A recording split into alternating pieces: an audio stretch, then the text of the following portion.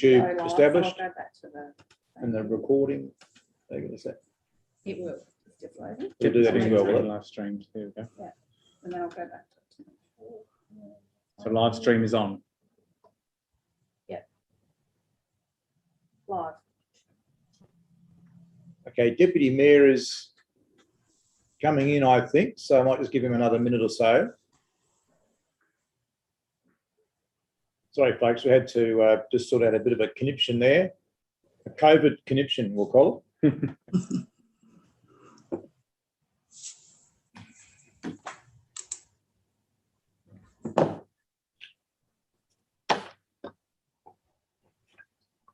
And yes, local government has been declared an essential service. I have checked all that. CEO's gone and rung around and made sure that me being here is fulfilling an essential service. I wouldn't have believed it myself, but I saw it in writing. So there you go. As for the rest of you, we're just protecting you from my breath. I think that's what we're doing. The other staff have masks on here. I'll keep mine off just so I can talk more freely and you can see what I'm saying. We do technically have quorum. So what I might do is unless there's some reason not to commence the meeting from the staff due to a technical matter, I might commence. Is there, everyone else is able to get in? Yep, we've got Felicia. Okay. Councillor De Backer's coming in. There she is, not feeling well, but decided to join us. And where Deputy Mayor is. He was at the agenda briefing prior to, so we know he's around, and there's got to be a good reason. What I'll do is I'll kick off. So welcome, folks, to the ordinary meeting of council for Tuesday, the 27th of July. In opening the meeting, I'd like to acknowledge that we're on the traditional country of the Kaurna people of the Adelaide Plains region, and we pay our respects to elders past and present. And we recognise and respect their cultural heritage, beliefs and relationships with the land, and we acknowledge that they are of continuing importance to the Kaurna people living today. Also read you the council pledge. Wisdom and understanding as we face the duties of our united task, praying for the peace and prosperity of our city. On leave, I don't think we've got anyone on leave. Apologies, we have Councillor Nguyen. And yes, I think everyone else is. Everyone else is here. So, item 4 is declaration by members of conflicts of interest. I will declare a perceived conflict with item 14.1 because I'm named in the motion on notice. Are there any other conflicts of interest people wish to declare? Councillor Barnett, I saw first. Mute. Yes, for the same reason, with the same item 14.1, because I'm named in the report, but it's only perceived. Thank you. Yep. Deputy Mayor Larwood, I saw next. I just wanted to test the waters on a perceived conflict of interest in relation to item 10.5. On what grounds, Deputy Mayor? Well, I'm the president of the Eagles Lacrosse Club, which is one of the leaseholders of Charles Kane Reserve. So any discussion around this topic could be, perceived as being, in favour of. Yes, I'd recommend that you note a perceived conflict on that item. Yep, thank you. Any others? No. Right, we'll move on to item 5, the confirmation of minutes. Somebody wish to move that the minutes of the ordinary council meeting for the 29th of June be confirmed. So moved. Thank you. Councillor Barnett, do you wish to speak to it? No. Deputy Mayor, do you wish to speak to it? As second it? No, thank you. Any further debate? I'll put this to the vote. All those in favour? Against? Just carried unanimously. Thank you. At public question time, we have nil questions provided to us in advance. The building is locked, so we're not aware that someone's banging on the door. So I'm going to take it that there aren't any questions from the public at this meeting. Petitions also nil and deputations nil. as well. Are there any questions without notice?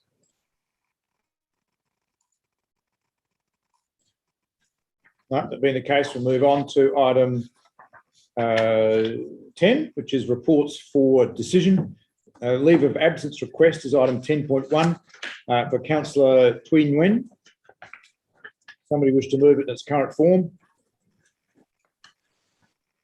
I'll take Councillor Groot, wish to speak to it? No, I don't, but just very supportive of the motion and providing the leave to Councillor Nguyen. Thank you. Do I have a seconder? Councillor Ripp, I saw. Do you wish to speak to it? Yeah, just to ditto Councillor Groot's words, wish Councillor Nguyen well and look forward to seeing her back when she's able to come back, and we'll definitely miss her. Indeed. Any further debate on that item? I'll take it to the vote. All those in favour? Against? It is carried unanimously. Thank you. And we'll let her know. Item 10.2, Council Representation Review, the Representation Review Report. You will hopefully have noted that Manager of Governance sent out a revised recommendation with a change to the boundary between wards 1 and 3. Hopefully we can get that on screen with the change. Is the screen being shared at the moment? No, it's not yet, but we can share it. Yeah. We'll just get the screen up for you. Some of the yellow on it. And we have our consultant, Felice D'Agostino, online should we need her. She's in the green room, I think. Is that right?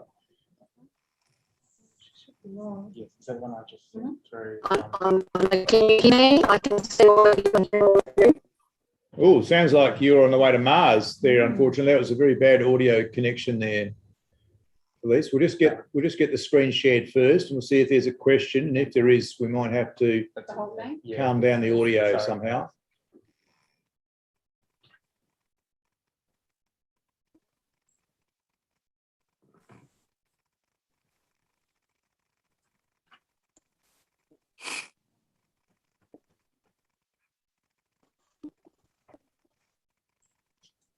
So we're just looking to screen share now.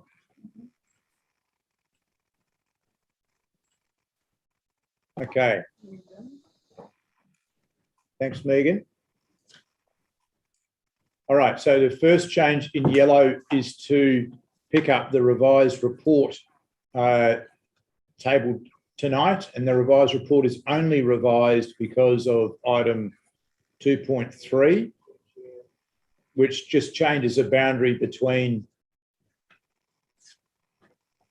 1 and 3.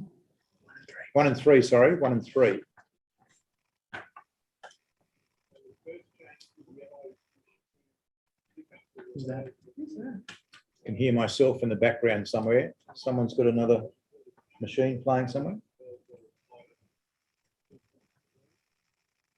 So we've got an echo in the room here, so we'll just deal with that technical issue on top of the other technical issues. Firstly, are there any questions on the change?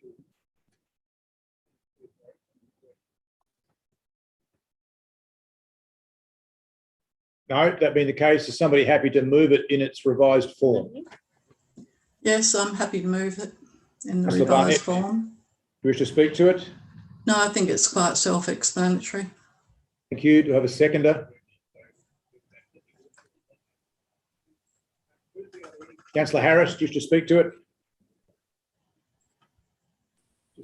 No, I'm just quite happy with it, and disappointed our ward's put down as number 4. It perhaps should be number 1, but apart from that, I'm happy to second it.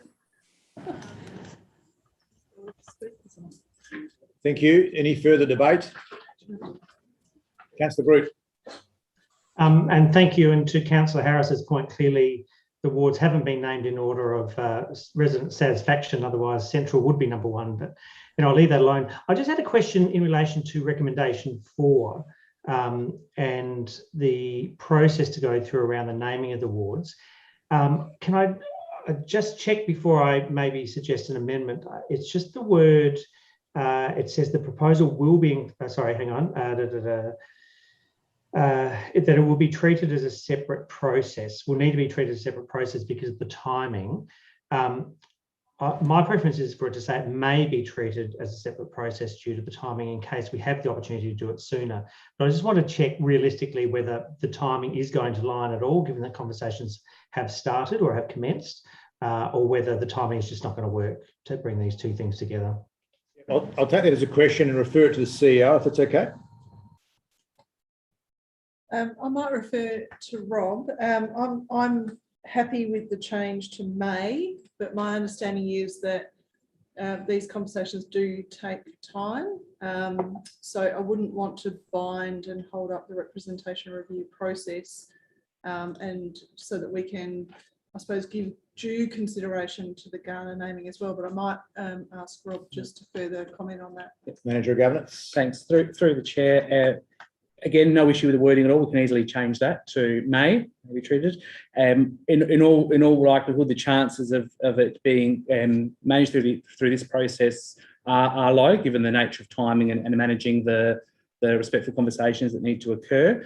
However, we can actually look at the ward naming at another stage of the process, or early next year or later this year, without having to do another rep review. So there are provisions under the Act to conduct a review of ward names without going to a full-blown rep review, and that can be managed through that particular process. Thank you. Councillor Groot. So maybe just one further question then.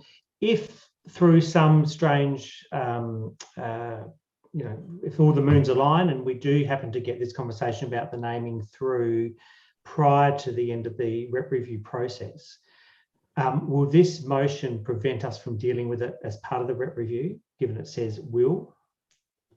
You mean if we had the answer before finally submitting it for endorsement? CEO?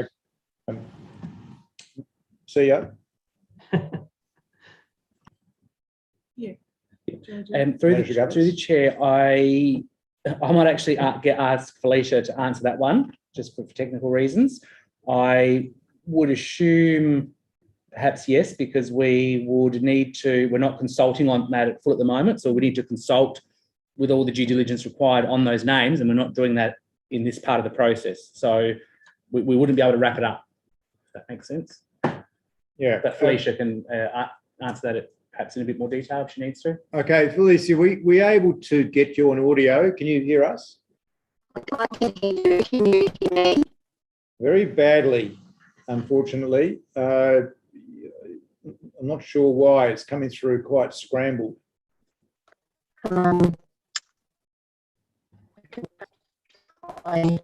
Sounds like you're at the Olympics. I think you're encrypting your audio just for further protection, which is very sensible.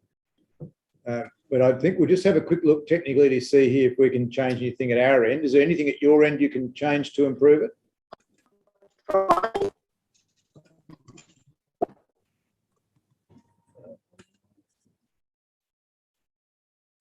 Is the video there?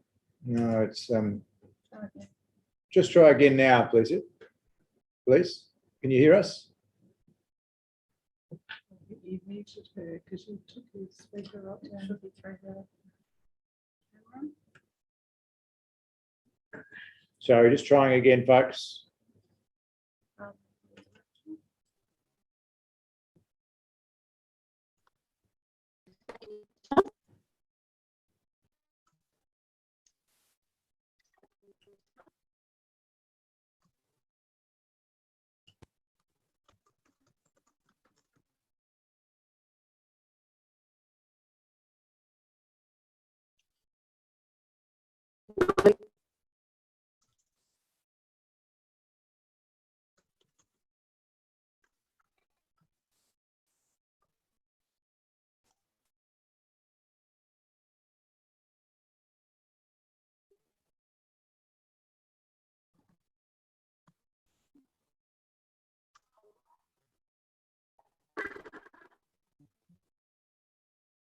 An amendment to change will to may. Is that where you're headed, or are you happy with what you?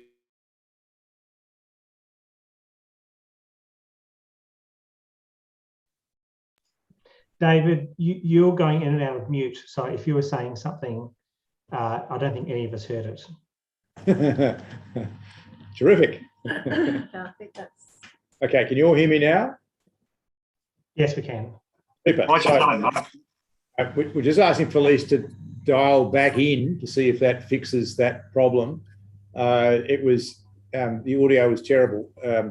So I'm sure she. Hello there, Felice. Maybe it's her internet connection. No, we're not going to be able to do that. I might get Rob to call you on his mobile number, just to do a not a patch, but just to ask that question.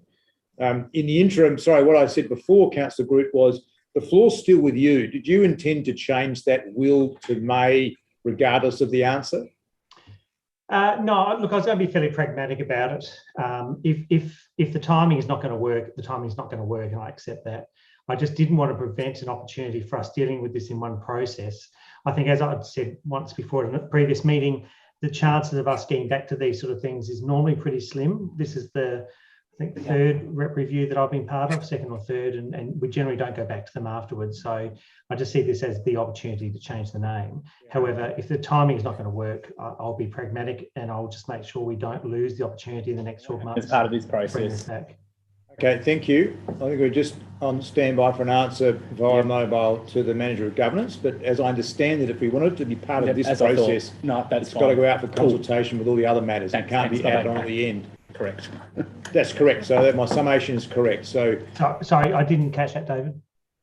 The only way we could incorporate it into this process for Gazettal is if we incorporate it into the consultation process we're about to endorse tonight. In other words, we have to be ready tonight. Right. Even if it runs in parallel, it can't be added in this process at the end. Is that correct, Manager Governance? That is exactly correct. Okay. So it virtually has to be a separate process because we don't have it before us tonight. And this consultation, I understand, is starting forthwith to meet the timeframes. Thursday. Sure. No, look, in that case, I'll do nothing more than leave it at that. I support the recommendations, and this often gives us cause to pause and reflect on how lucky we are to be in a smart city with super fast NBN.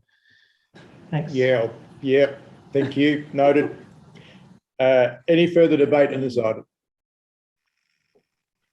You're all dialing in from super connected City of Prospect, by the way. I'm not sure where Felice was.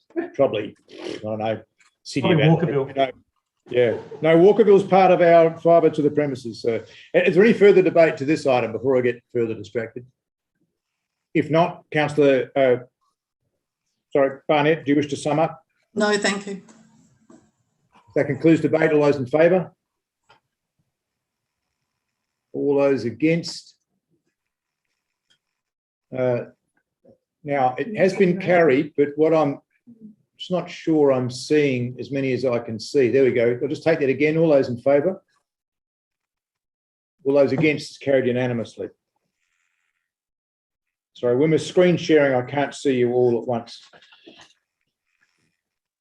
Okay. Item 10.3, grant funding opportunities, Irish Heart Reserve. I'll just ask staff if there have been any changes to this recommendation based on earlier discussions. CEO? Through the chair, we have proposed that at the end of recommendation 2, that words be inserted at the end of that to say not to the detriment of the North Adelaide Football Club grant. The reason for doing that amendment or that suggested amendment is that if we find ourselves in a position that we need to prioritise one grant application over another, because there are 2, maybe 3 grants going in for this same grant fund, if we're required to prioritise one application above another, that priority will go to the North Adelaide Football Club as per the next agenda item. Thank you, CEO. That's in response to a question that's been asked by elected members prior to. Just to clarify, we had in a way promised North Adelaide Footy Club that they would be the sole grant applicant to Reckon Sport in this next round. This motion suggests that we could have a small grant application elsewhere. So staff have recommended we adding some words onto part 2 to say, provided that it doesn't disadvantage the application for North Adelaide Footy Club. Is that correct, CEO? That's correct. Could we have those words up on screen just so we're really clear on that?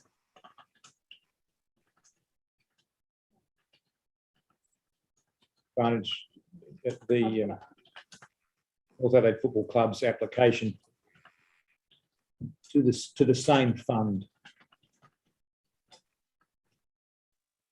And the word, sorry, where did that? Who's going to share it, folks, so you can see it? You can give some further information for me. Okay, yeah. CEO's asked if Director of Infrastructure would like to provide some extra information if necessary.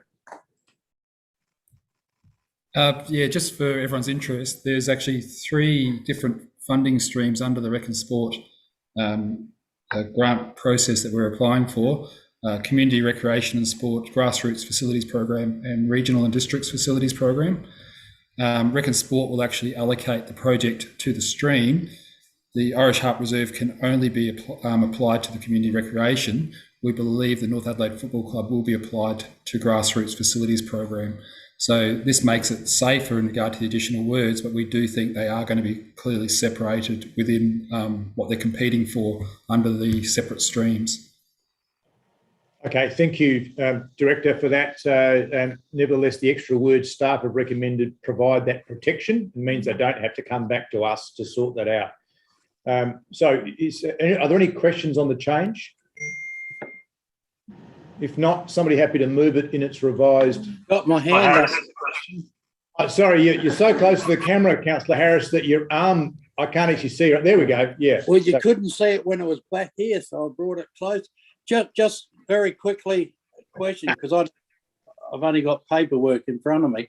But I'm agreeing with going with this, but does that mean all the stuff we're going to do at the Irish Harp, if this one gets it and the other one doesn't, stops? No, I understand part 3 is where the most of the money is, and that's the one we were advised previously as a 50-50 grant program is in part 3. Yeah. But part 2, as I understand it, was to help fund the soccer pitch, well, the mini soccer pitch upgrade, the nets behind either end, and perhaps a half-court basketball feature there, but not any playground equipment or anything else. Okay, thank you. Sorry, I didn't see your hand. Question, Councillor Rip? Yeah, can I just double check? Are we providing these amended words as part of the grant application to the minister? Otherwise, I'm just failing to see why the words are needed. Because if we're going to put in 2 grant applications, we're going to put in 2 grant applications, and they will sort of then split it. But are we using these words to say to the office that we're applying for both of these, but we want the minister to consider the first one first? Otherwise, I'm just not sure why it's needed. If I just get some further explanation. I'll ask the CEO to clarify that. Thank you. Through the chair, my understanding is that they will fall into different streams, but out of the same bucket. So these words, to answer your question directly, I would not contemplate that these words would be lodged with the grant application. But if we find ourselves being the recipient of a question from the department as to priority, these words give us some assurance how we're going to prioritise the two grant applications. Just to add on to that, I understand that occasionally we've been asked which one of our multiple applications is more important than another. This would mean council has resolved this way, so staff won't have to come back to us. That's what they're prefacing. Okay, that makes sense then. Yeah. Are there any further questions on the change? If not, is somebody happy to move it in its current form? Councillor Harris, wish to speak to it? Councillor Pearce actually had his hand up first. Mayor, I noticed. Sorry, I am at a disadvantage. I can only see 5 of you when we're screen sharing, not 7 of you. So, Councillor Harris, you happy for Councillor Pearce to move it as the ward councillor? He's very happy. Councillor Pearce, do you wish to speak to it? Sorry, you're on you're on mute. Brr. There we go. Yeah, look, I'd like to move it. I have just got a question just in regards to the two opportunities. The opportunity one mentions that when the applications close and the notification date, it also mentions that the project must commence within 6 months of the payment of the grant and completed within 24 months of execution of the grant. Does that also apply for the opportunity two? Is that the same sort of time frame? CEO. If I can refer to the Director of Infrastructure to answer that. Director. Thank you. I missed a few words there, but I think the principle was, yes, both grants have similar timeframes for delivery of works. Both will be defined and decided by January. We do imagine both will have a similar delivery date within 24 months. Okay. Councillor Pearce. Yeah, look, that's fine. And it mentions later in the report that the key members of the community will be advised of what is happening here, so they'll be aware that that it's still going. If we don't receive these opportunities, then we'll go back to the $325,000 that we've allocated. So it's it's just a great opportunity, and to have two grants, have a cracker is even better. And we've been very successful, so I'm very hopeful that we will be successful in this one. Thank you. Do I have a seconder? Deputy Mayor, wish to speak to it. Can I ask a couple of questions first, please? Yes. We just casting my mind back to recent open space, large-ish scale projects. We've tended to master plan. We've kind of done a bit of planning on this one, but it doesn't feel like we've gone to the exact same extent. Is that because the significance of what we're planning here isn't in the same sort of realm as, say, Cane Reserve or Broadview or Prospect Oval precincts, or have we just decided just to get on and get on some projects here? CEO. If the Director of Infrastructure could answer that one. Director. Thank you, through the Mayor. So Irish Harp Reserve, the designs that have been put together, what we brought to the table have been in line with Council's open space strategy.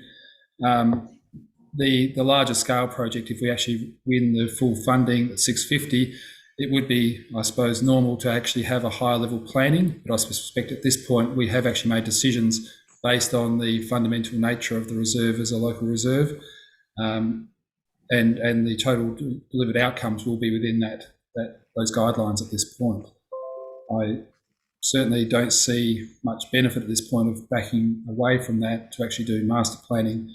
We've already had solid community engagement over a reasonably long period, and we've had strong feedback in regard to what they'd like. So yeah, I'm confident we're heading down the right direction at this point. Okay, thank you. Deputy Mayor. Second question, if I may. If we're unsuccessful in receiving funding through either of the grant opportunities, given that we've allocated 325 in the budget for this project, no one wants to go through, I'm going to come up with the term here, Rattlegate again, and do something which the community then comes back to us saying, what have you done? This is not substantial. This isn't anything. And then we find ourselves going through consultation again, and potentially having to find more funds to come up with something that is substantial. Are we in general confident that at a bare minimum, $325,000 will give us some good outcomes, such that we can avoid that embarrassment? CEO. I might have to also refer that to the Director of Infrastructure. Director. Through the Mayor. The 325,000 we do believe is skinny for this scale of project. We are trying to group, if you like, the improvements to maximise value so people can actually see what we're doing. The reality is that the total budget available if we don't win any grants is below what we believe would be a reasonable outcome or reasonable expenditure for this level of reserve, taking into account its scale. So we would have some concern. Deputy Mayor. Thank you. Okay, so just to speak to the motion, I think the team has done a great job in bringing back some realistic options for us to consider, and the consultation process has been very thorough. I think it's exactly what consultation is about. It's about properly engaging with the community at the right time in the right way. So I'd like to congratulate the team for the work they've done on the consultation and the thought they've put into what they've proposed.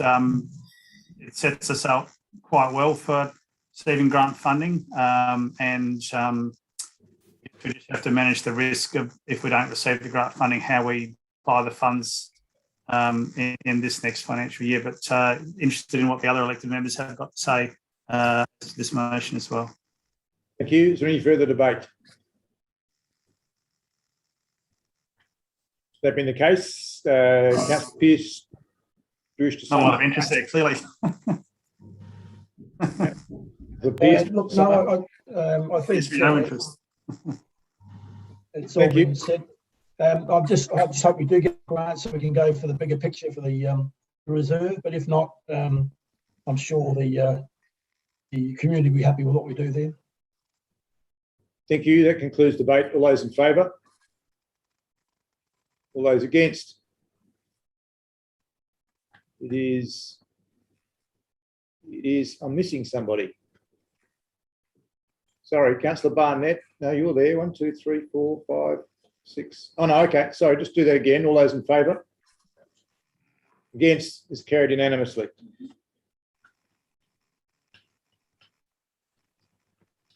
My apologies, folks. Just it's interesting doing it this way. Item 10.4, the North Adelaide Football Club development is there before us. Do I have a mover in its current form?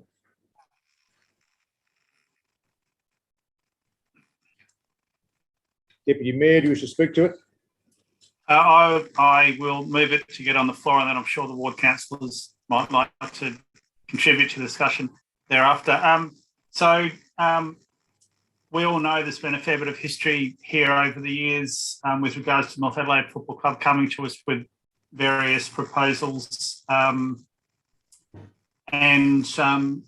know, the key element that's been missing, I think, in previous years has been any real nod to the community or ways of engaging and involving the community or creating a facility which will benefit more broadly than just the football club themselves. But this proposal that they've come to us with, this outline really turns that around, and I think that they should be congratulated for a couple of things. One, for recognising the approach that they've come to us now is a good one, and it sets the foundations for potentially more opportunities in future years for similar sorts of scenarios. They've thought broadly around different ways to engage the community. They've presented a very sophisticated and mature proposal which outlines and mitigates risks, and they've worked with the team at council to come up with something which I think we should all support. I'll be supporting it. And yeah, they have identified opportunity, cost and risks and put forward a fairly comprehensive way of mitigating those risks. It is a bit embarrassing, I think, overall, that the most significant open space which supports 2 sporting clubs playing at the top level in the state isn't the best it could be. We would, all like things to be perfect, but the facility overall is a long way from that, and this is a good first step, starting to turn the corner and make some changes there. I will be supporting the motion and looking forward to the discussion from the other elected members. Thank you. Do I have a seconder?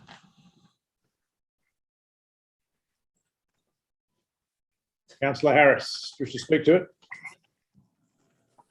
I just waited to see perhaps if the ward people wanted to.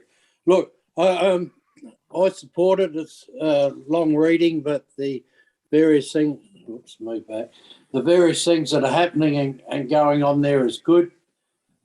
It's amazing that change that when we done it last time, or when the football club done it last time, it was sort of inside out, and now it's being done.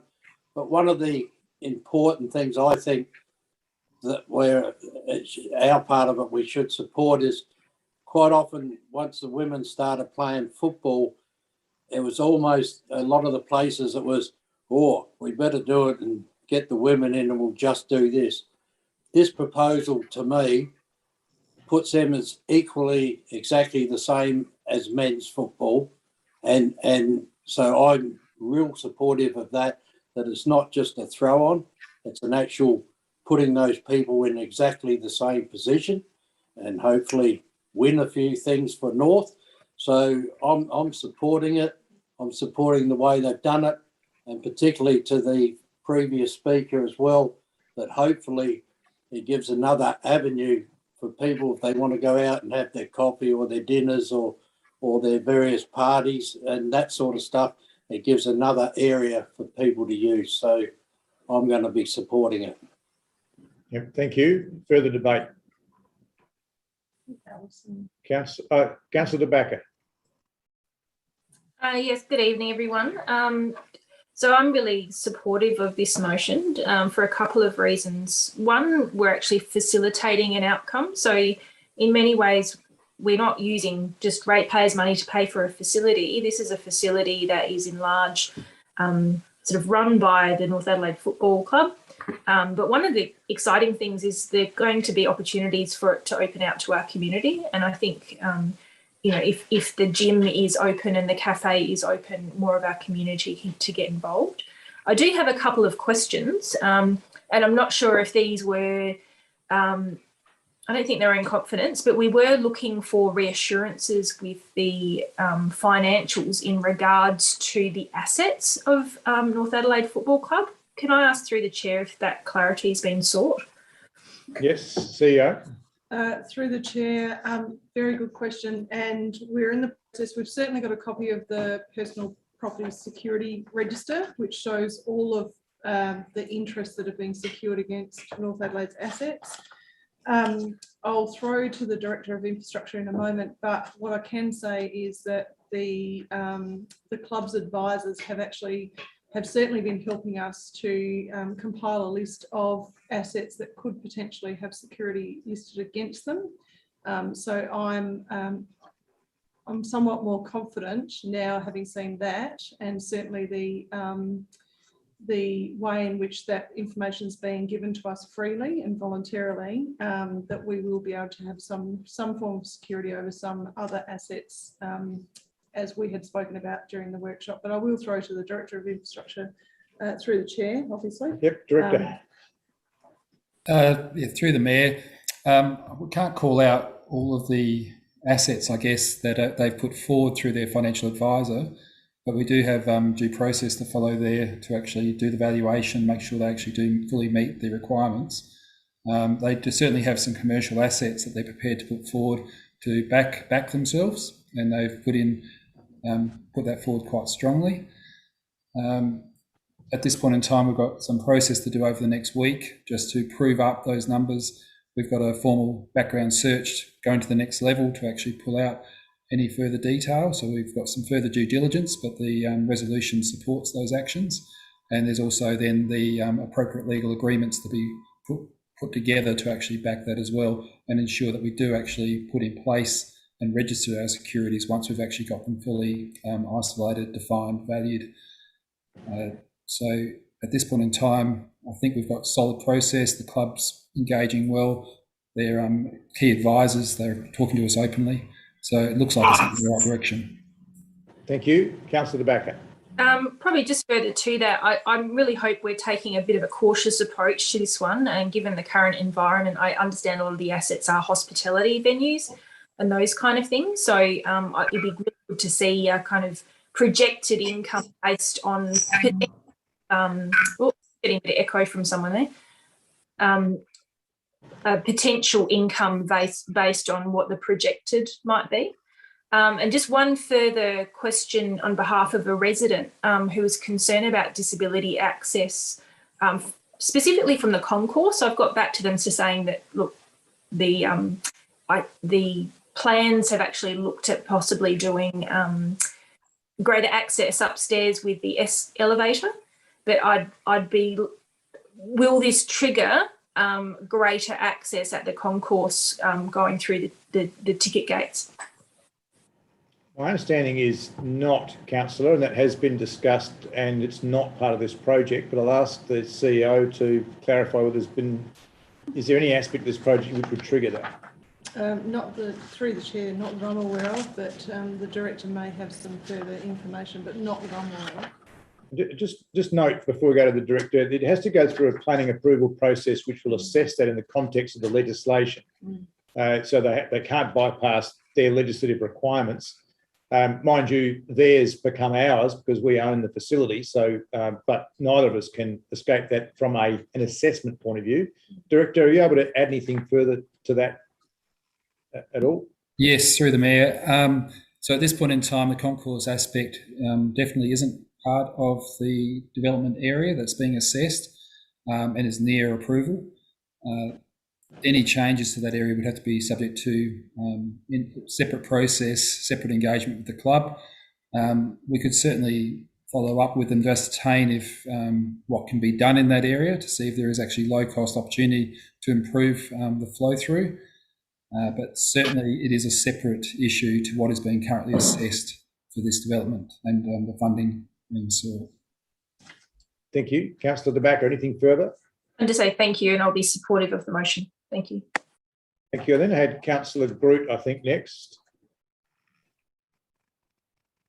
Councillor Barnett, I can see your hand, so we'll come to you after Councillor Groot and then Councillor Rip. Thank you, Mayor. And look, similar to other comments tonight, I certainly will be supporting the motion. I do have a couple of questions and a couple of comments. Maybe my first comment is I'm really disappointed. I don't think this actually quite goes far enough. And for those at the workshop recently, you would have heard my question on this. This deals with the women's change room issues for the home teams. It doesn't deal with it for the away teams. And I think it is possibly a missed opportunity for that. I'm hoping that it might be on the radar for the North Adelaide Football Club going forward, because it feels like we're solving half the problem, but we're ignoring the other half of that problem. So it would be great to see something in that space in the future as well. Totally agree. I think using the space differently is really important. It'd be great to have a gym where the weights don't go through the floor, but using that pavilion area for the purpose really in which it was designed for. So that's quite exciting. There's a comment in the report that talked about security under the existing loan, that it wasn't registered. Can I check, was it meant to be registered and we missed that? CEO? Through the chair, yes, is the short answer. It should have been registered and it wasn't registered on the PPSR. Just the PPSR being? The Personal Property Securities Register. Thank you. So just from a process point of view, how do we make sure we don't miss it this time? I think the motion at part, whatever it is, D3 requires the club to provide security satisfactory to the CEO. So it's specific in here that if this gets up tonight, that's what we're requiring.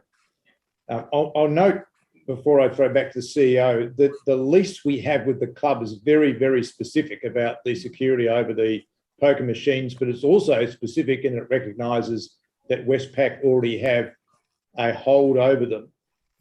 So it's in the loan agreement, which is part of the lease agreement, so that it's not that there's an absence of formal instruments securing it, it's just that it's not registered on this register. So CEO, do you wish to add anything further or go straight to the director? Through the chair, I'm certainly aware that it should have been registered and we're very aware of that now. So certainly our procedures will ensure that it is registered this time around. Thank you. Councillor Thanks, and I can only presume, I was here for the last time we did this. I can't recall whether there was a requirement to secure the interest either, but anyway, to know it's going to happen is a good thing. Second question just goes in, and look, I acknowledge there's a risk assessment that's been done, a financial risk assessment, but I guess I'm just flagging that last year COVID was unexpected. It's probably more expected in the years to come. We made some concessions around lease payments for the club, as we did for many clubs around the City of Prospect. What do we do, or what's the risk mitigation strategy should the club find itself in difficulty? notwithstanding that they probably don't want to sell properties to pay loans off necessarily, and we might be second or third or fourth person or organisation registered for that interest anyway. So I'm sure there's mortgages against those other properties. Has there been any thought done, and apologies if I haven't read it properly in the paper, where we're going to mitigate the risk of them not being able to fulfil the loan repayments? Because that comes back on us clearly. So what do we do in that case? CEO. Through the chair, we certainly have had that consideration. And I might refer also to the Director of Corporate, who has done that financial analysis, or her team has certainly done that financial analysis. And I think you'll also note in the papers tonight, we have made a specific reference that if the club was to be in default of its loan, what that would mean to the council's borrowing KFIs. So it certainly is front of mind, and it certainly is something that within the financial considerations, when we've audited their statements, we've looked at their capacity to pay from that risk lens of COVID and the effect that it's had on hospitality. But I think with the blessing of the chair, I might refer to the Director of Corporate to potentially talk about that, and then maybe the Director of Infrastructure can talk about that after. Thank you. Director of Corporate. Through the chair, on page 56 of the agenda, there is an analysis that we have conducted based on their projection as per the business case, as well as I have sought the 3 years previous audited financial statements just to have a look at them. So it appears that based on the projection, we did make a comment that, yep, $950,000 income, I think that's what it is. Appears to be quite a lot, and the group appears to have good cash flow according to their books, and they do have capacity to repay with their with the next few years, definitely, and they have provided shown that in the past. And their repayment to council's loan has been consistent. Yes, we had a deferment of 1 year of their loan, and they have repaid them. We're basically back on track in April and rebuild them for the interest that they were meant to pay, and they have all paid up to date. So they haven't had any issues in their own repayment. So the mitigation process will be what the Director of Infrastructure has mentioned, or the strategies and mechanism that has been put in place to secure council's share of equity if they default on the loan. Thank you. Director of Infrastructure, CEO's indicating you might have something to add. I think that was quite a good little summary from the Director of Corporate. I suppose what I can add is they do seem to be financially viable business. They do seem to have, through this investment, setting themselves up to grow their business. It's certainly a positive infrastructure investment, both in regard to their business operation, but also into council's physical asset. So council has actually got the benefit here through the loan borrowings and the like, that they're actually building onto their own asset, improving a community facility. So that balanced against the improved business outlook as a result of the investment, from everything I've seen, it looks very positive. And I believe it's quite a good business case. Thank you. Councillor Groot. Sorry. Yeah, Councillor Groot, yeah. Yep, definitely me. Thank you. So probably just one last question. Thank you. That's all really good, and I'm really satisfied by what you're saying. Just the last question, the club's agreeing to pay 50% of the council's costs in preparing all documentation. Is that a standard split of costs for something like this? Because it feels that we're providing a line of credit to the club, yet we're incurring costs to do that. That seems a little counterintuitive in my mind.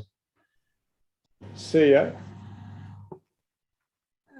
Through the chair, it is certainly an industry or sector standard for clubs where there is legal requirements to be met, that there is a 50-50 cost sharing.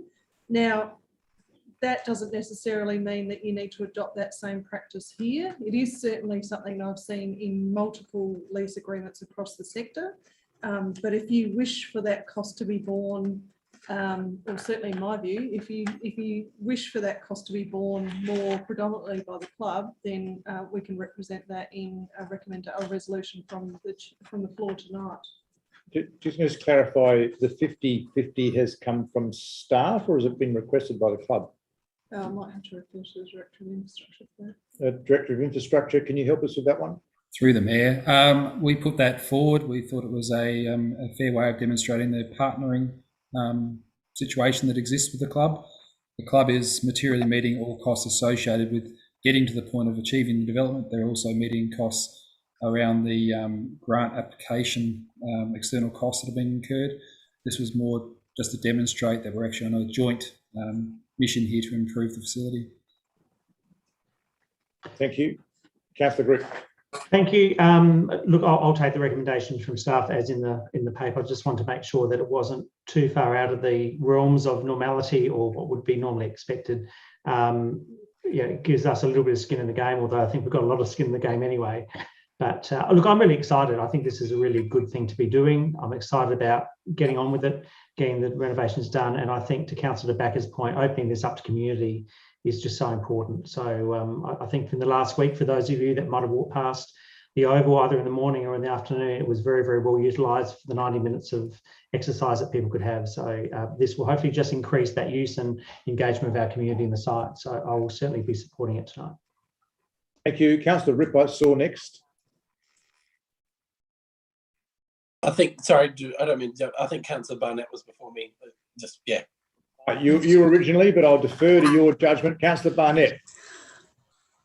Yes, I thank all the elected members' comments and the answers. And so I think this is, again, one of our value-adding propositions to this particular area. I just do have notice, so this is going, the proposal, if it gets up tonight, which I assume it will be going for planning approval to our CAP. Is that correct, Mayor? CO process for approval is definitely through us. Is CAP involved? I might have to defer to the Director of Infrastructure to answer that one. Director. Thank you. Through the Mayor. I believe the approval is actually at an officer level. I believe it's not a complex development outcome.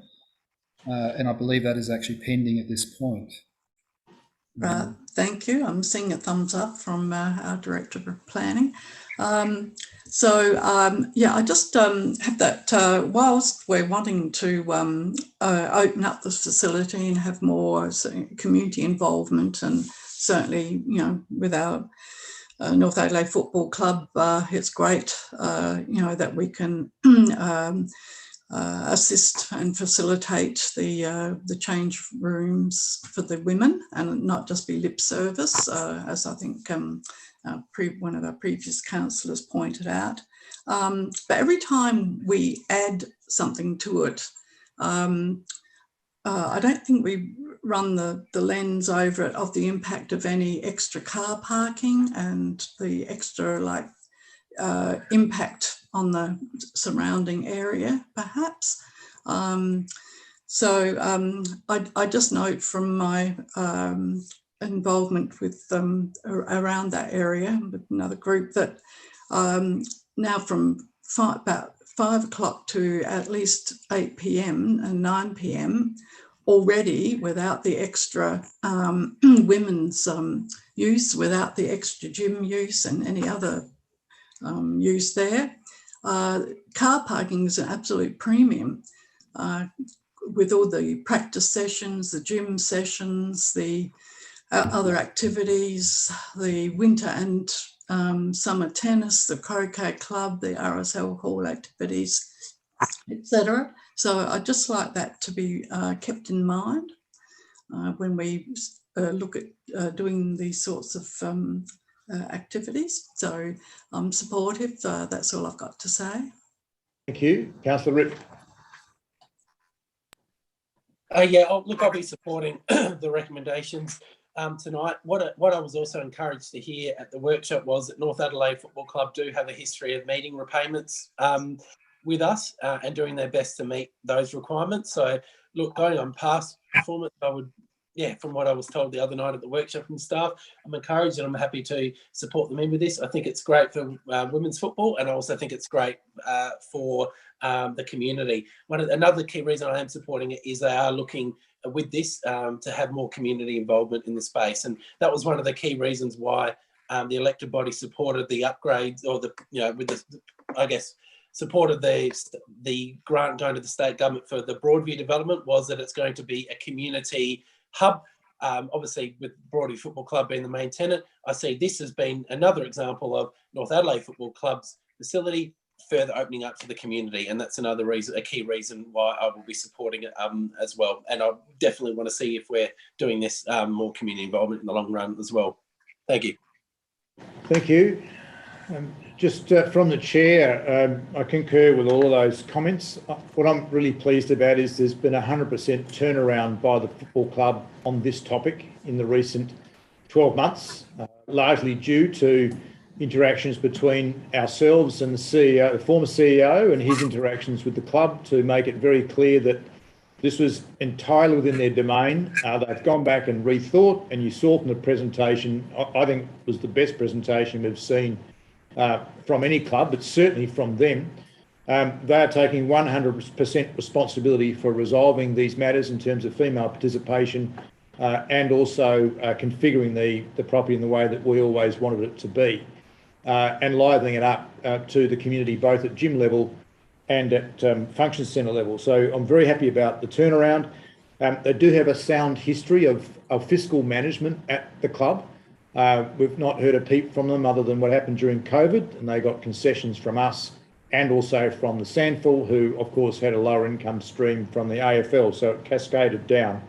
And they have caught up. It's great to hear from our staff that they have caught up with all of that. In terms of our risk exposure, there is a risk, there's no doubt about that. It's a big loan. I'm confident from what I've heard that there are substantial items being offered by the club in terms of providing security. So I'm glad that was raised at the last workshop. They've taken that very seriously, beyond their poker machines. And I'm also, when you think about it, it's in the cold, hard light of day, if this does all fall over due to, as some have mentioned, COVID just becoming totally unpredictable and hospitality venues really struggling, and what we'll be left with is no more football club. Well, I think that's incredibly unlikely. But if it is, we'll have a gymnasium space at ground level facing a public park, which is actually a very lettable asset. We'll also have a function centre that faces over an oval out to the Adelaide Hills, which will be developed really well. And I think that's also a fairly lettable asset should hospitality recover in any form. If it doesn't, then it won't just be us in trouble, I can tell you that. So I think there is an exposure here, but I think the configuration works really well. For example, if we were funding what is the current configuration and left with that exposure as we have been, I'd be less comfortable with that if they walked away, because I think they would be largely unlettable assets in their current form. So I'm much happy with the project direction and outcome as they've asked us to support. Our costs about supporting the legals were spoken about. Yes, but I'm always happy to fund 50% of legals in these instances, because we need that document to work for us and our community, not just the club. So if we've got some money in the game, that always helps get it working for both parties, not just one. And in terms of consuming capital, the great thing is, I think Councillor De Backer pointed out, this doesn't consume any of our capital. Yes, it exposes us to risk and it increases our debt ceiling, but they're using a grant and leveraging our loans to access money on their account with no capital injection from us. Now, that's really important, because a couple of you have pointed out there's things that we need to do at that oval, including better access for people of all mobilities, but the concourses are in terrible condition.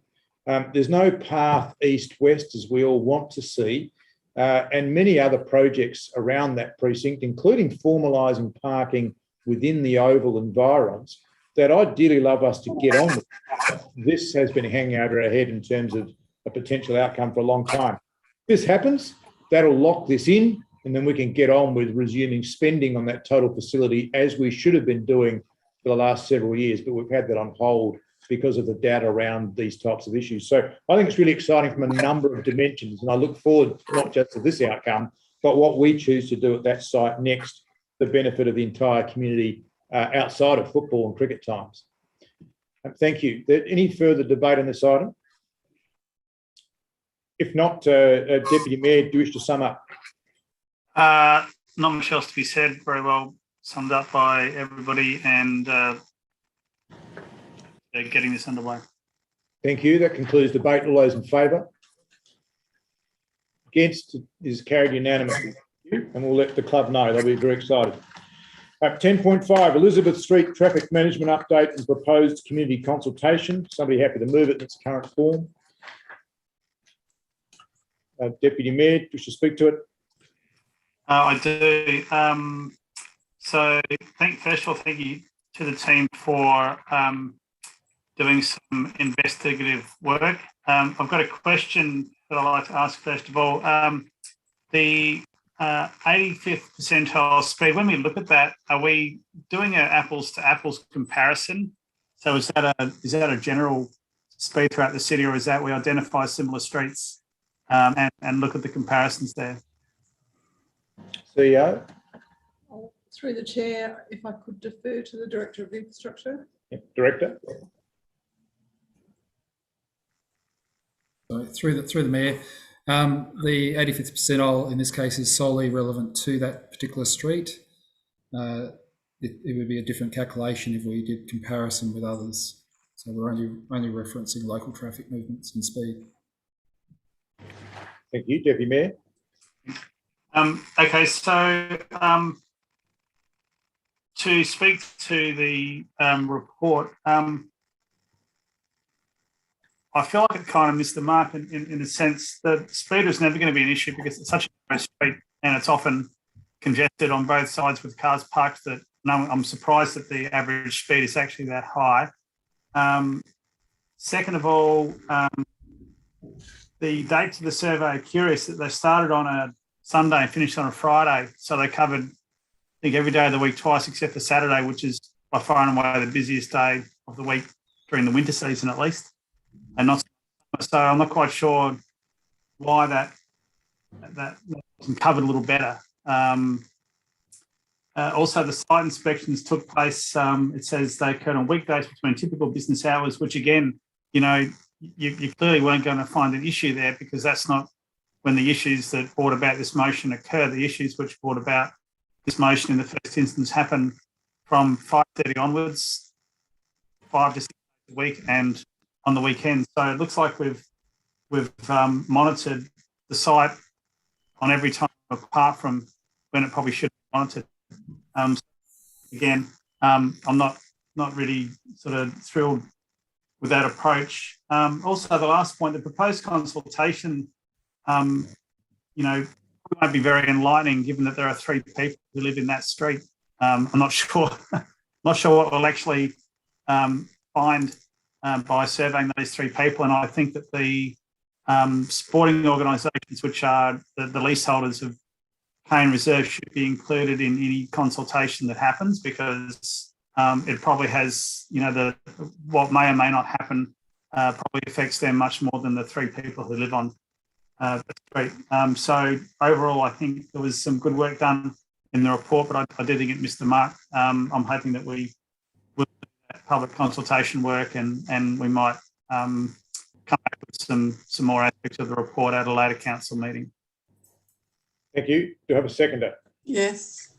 Councillor De Backer, I still first.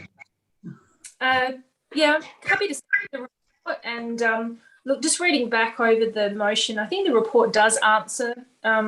It did ask for traffic calming devices, but I think probably in the motion it didn't identify what the problem was. And I think I do acknowledge with Deputy Mayor Larwood that seeing it on a Saturday is another issue. And I probably disagree. It's not just residents and the stakeholders, it's also businesses. So I don't like looking at infrastructure projects in singularly. I think we need to look at a precinct plan, and this is where I really agree with Mark Groot's approach to traffic management, and we should look at precincts because what we change somewhere will affect somewhere else. It is a developing precinct. We've got the new playground equipment in and around the area. We've also got another cafe, which is fantastic. Cannoli box, if you haven't been down there. I'd actually really like to get precinct planning in this project. So maybe get economic development involved, a bit like with Collinswood Shopping Centre, and perhaps sort of have a look at, can we use protuberances, is that the right word, to give amenity to the cafe, but also maybe, do some traffic calming if that's what's needed, or do some focused areas where it's safer to cross over, where there are no cars, because that's another issue I see maybe with young children crossing behind where cars are parked. And we have to be really careful what we ask for, because it may come back that having a look on Saturday where everything's jammed, in consultation with the businesses, who I think it's really important to consult with, and consulting with residents, it may end up that it's a 3 or 4 hour turnaround. Now, that might not be acceptable to everyone in the sports club. So I think we've got to accept that this area is evolving and changing. And I think it would be really exciting to get not just an infrastructure and traffic management approach, but an economic development and place and precinct planning approach to this area. So I'm supportive of the report, but I think a working party or something would be great to just see what we can do in that precinct to solve a few of those issues. Thank you. Further debate, Councillor Barnett. Yes, I agree, particularly with what Councillor de Back was saying, and I thank the Deputy Mayor for bringing this up for discussion. Again, I think it's there's a bit more of an overlay to this. We are looking, with Devonport Terrace, the work happening there. There's most probably going to be, I guess, more apartments around, possibly in that particular area as well. So I'm not sure, I can't remember seeing too many bicycle racks around the place either. So I think that this needs perhaps a little bit more in addition to perhaps what the recommendation is. That's a starting point, I see. And certainly, how do we approach people that come and use the playground, if they're not locals, how work out what they might be having in the consultation process. So again, I think it's just looking at it as a whole sort of area, and recognising that there are things, it's in a state of a reasonable amount of flux and change at the moment, given that we've put more things down there to happen, like the playground and the exercise park. So I think it's a start. Thank you. Any further debate? Councillor Rick. Look, happy to obviously support the recommendations. Can I just check a question on process? If we're going out to community consultation, now I suspect, obviously, I've seen the area myself many times, and I suspect that something absolutely needs to be done there. But if we're going out to community consultation, should one of the options actually be to actually do nothing and leave as is? Because obviously, if we're asking the community for their views on something, are we going out to them sort of saying, well, we're going to make a change, pick your option, or are we giving them an option that they can also pick to actually leave as is as well? CEO. Through the chair, I think that would be a valuable inclusion, having an option 4, which is to do nothing, so that people can express their views about what they want in their neighbourhood. So the question of process, CEO, the recommendation that's on the floor here as a motion is that we're endorsing the undertaking of community consultation on the 3 options defined in the report. Would you need somebody to amend that if the 4th option of doing nothing was to be added? Chair, certainly there would be needing to be an amendment to the recommendation. So obviously there will be 4 parking options. and with the additional words being with the inclusion of an option of a do nothing situation. Okay, thank you. Councillor Ripp, was that your intention? Upon hearing Yeah, that? look, I will obviously testify and move an amendment that we do have a fourth option to basically, however you want to word it, leave the situation as it currently is. Might be how you want to word it. I'm more than happy to work with the administration on what that wording should be. But I do believe if we're going to consult on things that we should have an option to leave as is, plus all the extra things which I support the other inclusion of the other items to. And I also do understand and agree that obviously the stakeholders need to be broader than just a few living there in that bit. It does need to be broader, but I do believe that we shouldn't be going out there saying pick one of your three and without one of those, that being an option as well. Okay. So I'm happy to make that amendment, but I don't know how the director would want that wording to be as that option. If it's You will try and get it up on screen share so everyone can see. I will try and do that as in every occasion I can so you know what you're voting for. Just an answer to the consultation. There have been some comments around the breadth of the consultation. The motion doesn't bind the staff to any particular sized consultation program. So I think they're taking note of your comments around breadth. Good. So we'll just pop some words in here. Sorry, I'll just have a read. Yeah, that's right.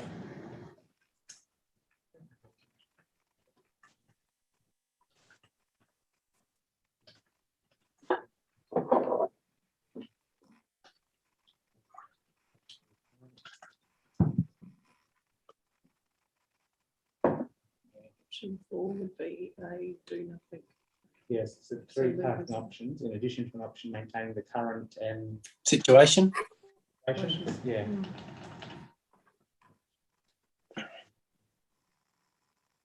So it's your amendment, Councillor Ripp. So just make sure you're okay with that. And then I'll do what I normally do, which is to seek the... Yeah, happy with that. Yeah. Happy with that? Okay, I now move to ask the mover if you'd be happy to incorporate that. Deputy Mayor? Yes or a no? I can only say yes or no, right? Apart from that question you ask every time, yes. Tradition. No, I'm a no. You're a no. Okay, then it stays as an amendment. Do you wish to speak any further to the amendment, Councillor Ripp? Not really, other than just say I do believe if we're going to consult on something and we should be giving the community the options that we see as preferred, obviously what's in the report, plus also an option to leave the situation to as it is if we can't get consensus from the community and the stakeholders as to what they would prefer. I think that just, yeah, I think that would be a good process. That's my opinion. I'm open to, well, hearing the thoughts clearly because I moved the amendment. Okay, thank you. Do I have a seconder for the amendment?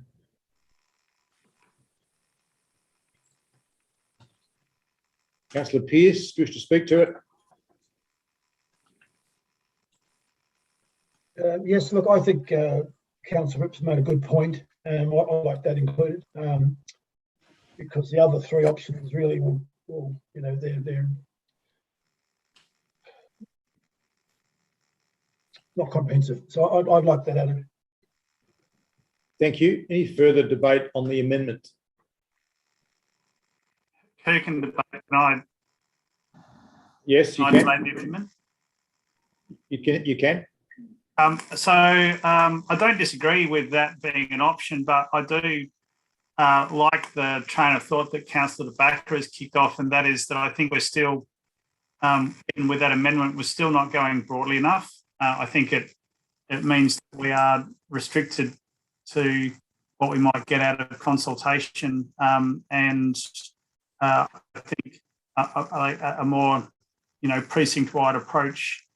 In hindsight, the motion itself could have been better written in the first instance that I put forward. I think that I'm against including only that, but I wouldn't mind that being as part of an option. We went out to the community with a slightly more broader range of questions and workshop the idea and come back with a decent plan. So that's the only reason that I'm against that amendment. Thank you. Any further debate on the amendment? Councillor De Backer. I'm just wondering if we chose to leave it on the table, or we could come back with a better motion. Is that possible? Is a precinct-wide approach? We can only move under a formal motion by those who haven't moved something already, including Councillor Pearce, who's now become seconder. So technically that does leave a couple of people left who could move a formal motion to adjourn the matter, but that would mean we'd come back to where we left off. Under our rules, we'd start debate again, but on this same motion. If you wished a different thing to come to us, I'll check with the CEO, but it might just be cleaner to vote this down and then account staff come back at some later point with something else. CEO, procedurally, you add to that answer if I haven't got that right. Through the chair, I'll probably refer to the manager of governance, but certainly I think that if there is a broadening of or a desire to broaden the community engagement side of things, it would be good to understand what that looks like and whether that can be made through a subsequent amendment to this motion, or whether the motion needs even more further work than that. Then you would require a formal motion to lay the item on the table or adjourn the item, depending on which one you want to do. But I might ask Rob to give you some further governance advice. Correct. Manager. Thanks through the chair. Correct. So formal motion could be moved to lie it on the table. The difficulty with that, I guess, is process-wise, we'll then need another motion to get it off the table. So it's just going to sit there in some sort of limbo. It's not necessarily a bad thing, but it is a little bit more complex than perhaps voting it down and doing it in that sort of forum and examining it through the whole of city traffic subject. Okay, so in summary, it sounds like there's some options there, Councillor De Backer, to consider. You could deal with this matter, then we can take another amendment, or you can advocate to vote it down and ask, and then assume something will come back, or you can ask to lay it on the table. There's only you can move that formal motion if you wish yourself. Just another question through the chair, just in regards to broadening the scope, having the economic development sort of element to it, which I'm very, very interested in, considering that we do have businesses in that precinct. That wouldn't actually come back in responding to the initial motion. So in many ways, if I get support and we vote it down, take it in parts or however you want to do it, vote it down, it would be nice if it came with the original motion, but also the intent that we'd like to get economic development and precinct-wide planning in there, which would be in addition. And we could do that as a motion without notice, or a motion on notice at the next council meeting, perhaps. It is, yes. There's another option that you can vote the amendment up or not. You can vote this up. I'll take it in parts as you've requested. And then you can add to it through a motion on notice, or you can vote it down and then ask staff to come back with something else that's more expensive. So you've got lots of options, elected members. What you're running out of is people who can move it. Do you wish to speak any further to the amendment, Councillor De Backer? No, I'll let someone a bit wiser than me take the next steps, but I won't be voting for the motion as it stands. Thank you. Thank you. Councillor Groot, wish to speak to the amendment? Thank you, Mayor. Look, interesting conversation. If I had my way, I wouldn't be dealing with this until after we've had our traffic workshop, which might give us some additional things to think about. On that basis, I won't be voting for the amendment, although I agree with it, and I won't be voting for the motion in a view that it can come back to us after we've had a better consideration of both the motion that's been put up, but also our conversation around traffic more broadly, which I think picks up some of that holistic requirements that we've been talking about by some elected members. Thank you. Question. Councillor Barnett with a question. Yes. If we only accepted the first part of the motion, then that wouldn't bind us to anything, would it? And would just leave it the situation there? Correct. So that's another option. Did you wish to speak to the amendment? Well, only that I would only be voting in this instance, given the light of all the discussion for part one. Thank you. Any further debate on the amendment? If not, amendments aren't summed up. That concludes debate on the amendment. All those in favour of the amendment?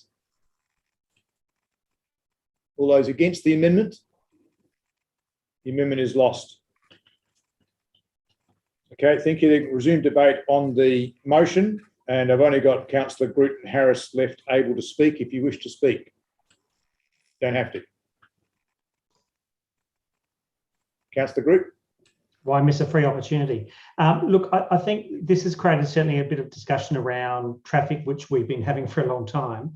I will be not voting for the motion, not because, again, I don't think it has merit and there are important parts to the motion, but I think we're better off reconsidering this in the context of other things and come back with something that will receive much more unanimous support. So not that it is normally my process to do this, but I won't be supporting the motion tonight. Thank you. Any further debate? Deputy Mayor Larwood, do you wish to sum up? Thank you, Mayor, and thank you, everybody, for that robust debate. First of all, can we take the motion in parts? Yes, I've agreed to do that. Yeah, okay, thank you. Look, I think I'm inclined to be counterintuitive here and vote against my motion, given the contribution, which is, you know, what council's all about. It's about bringing an idea to the table, getting the collective smarts of everybody around the table to contribute to the thinking to get a better outcome on the table. And I think that's what we've got tonight. I do have only one concern, and that is that sometimes these things tend to go back into the whirlpool of, yep, let's do a local traffic management plan and let's do a precinct-wide view and let's do this and let's do that, and it becomes bigger than Ben-Hur. Nothing ever happens. And I think that's why we get these types of motions, which are very specific, tabled, because we in the past, I think we've struggled to actually get those plans in place. You know, some of the master plans we've done have fallen foul of the same thing. And the previous motion is an example of where, you know, scaled up master plans sound fantastic, but never get anywhere because they become too big to deal with. We end up back to where we were, dealing with a smaller issue at a more local level. So I just want to flag that as a concern I have. And I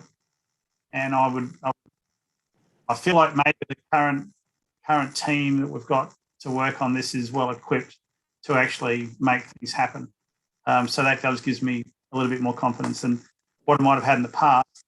So yeah, on that basis, thank you everybody for your contribution, and I will be supporting the first part of the motion and I won't be supporting the second part of the motion. Thank you. That concludes the debate. I'll take it into parts as I said. So all those in favour of part one? All those against part one? Part one is carried unanimously. All those in favour of part two? All those against part two? Part two is lost unanimously. Thank you. Members of the gallery, if you're here for that item tonight, that's all we'll talk about on that item tonight. But it seems we have the most complicated debates on things when we're online. It's very... Anyway, it just keeps me on my toes. It's good. It's good. Next item is item 10.6, Curbside Waste and Initiatives Resources Update. Do I have someone who wishes to move it as it's in the papers? Thank you. Councillor Barnett, you wish to speak to it? No, I think it's always good to have this information before us, and I'm certainly very interested to read in some of the parts of the report. Very happy that we'll be keeping on and doing all these things environmentally. Thanks. Thank you. Do I have a seconder?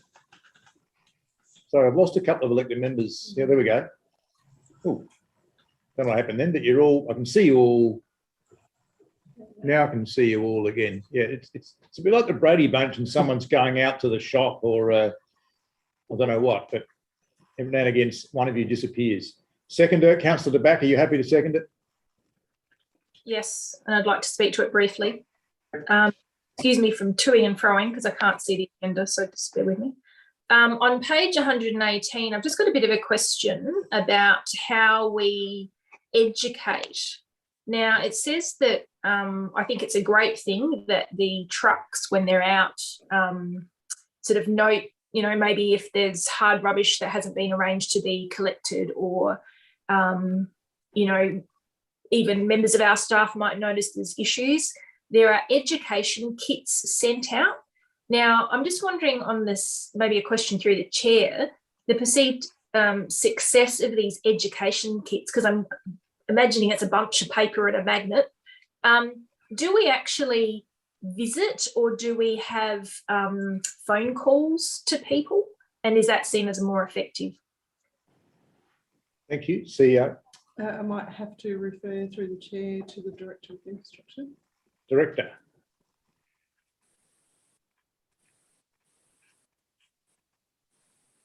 Sorry, through the Mayor.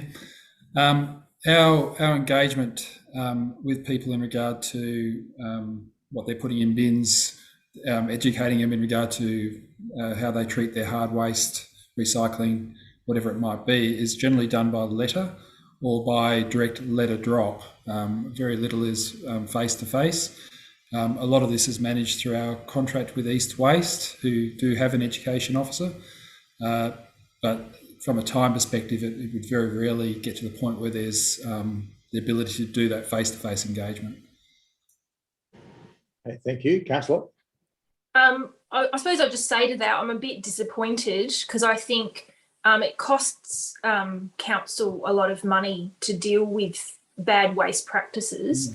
And it would be really nice to, I mean, I know we are doing some education at our fairs and things like that, and a lot of the stuff is daytime.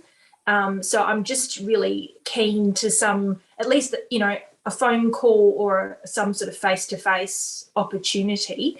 The other thing that I noticed in the report is there's quite a massive decline in the amount of hard rubbish. Now, I'm not sure if that's due to COVID and less people moving in and out of premises, or we're not promoting it as much.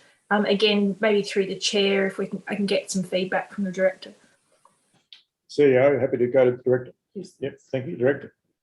Through the Mayor, any education is good education. I'd love to see that expanded, and love to look for opportunities to be more direct and work out how to actually get to people more directly on that. In regard to the hard waste, we can look at improving communication on that through our quarterly newsletters. We can also include a pamphlet, I guess, with any notices we send out, or put it on standard communication we do electronically.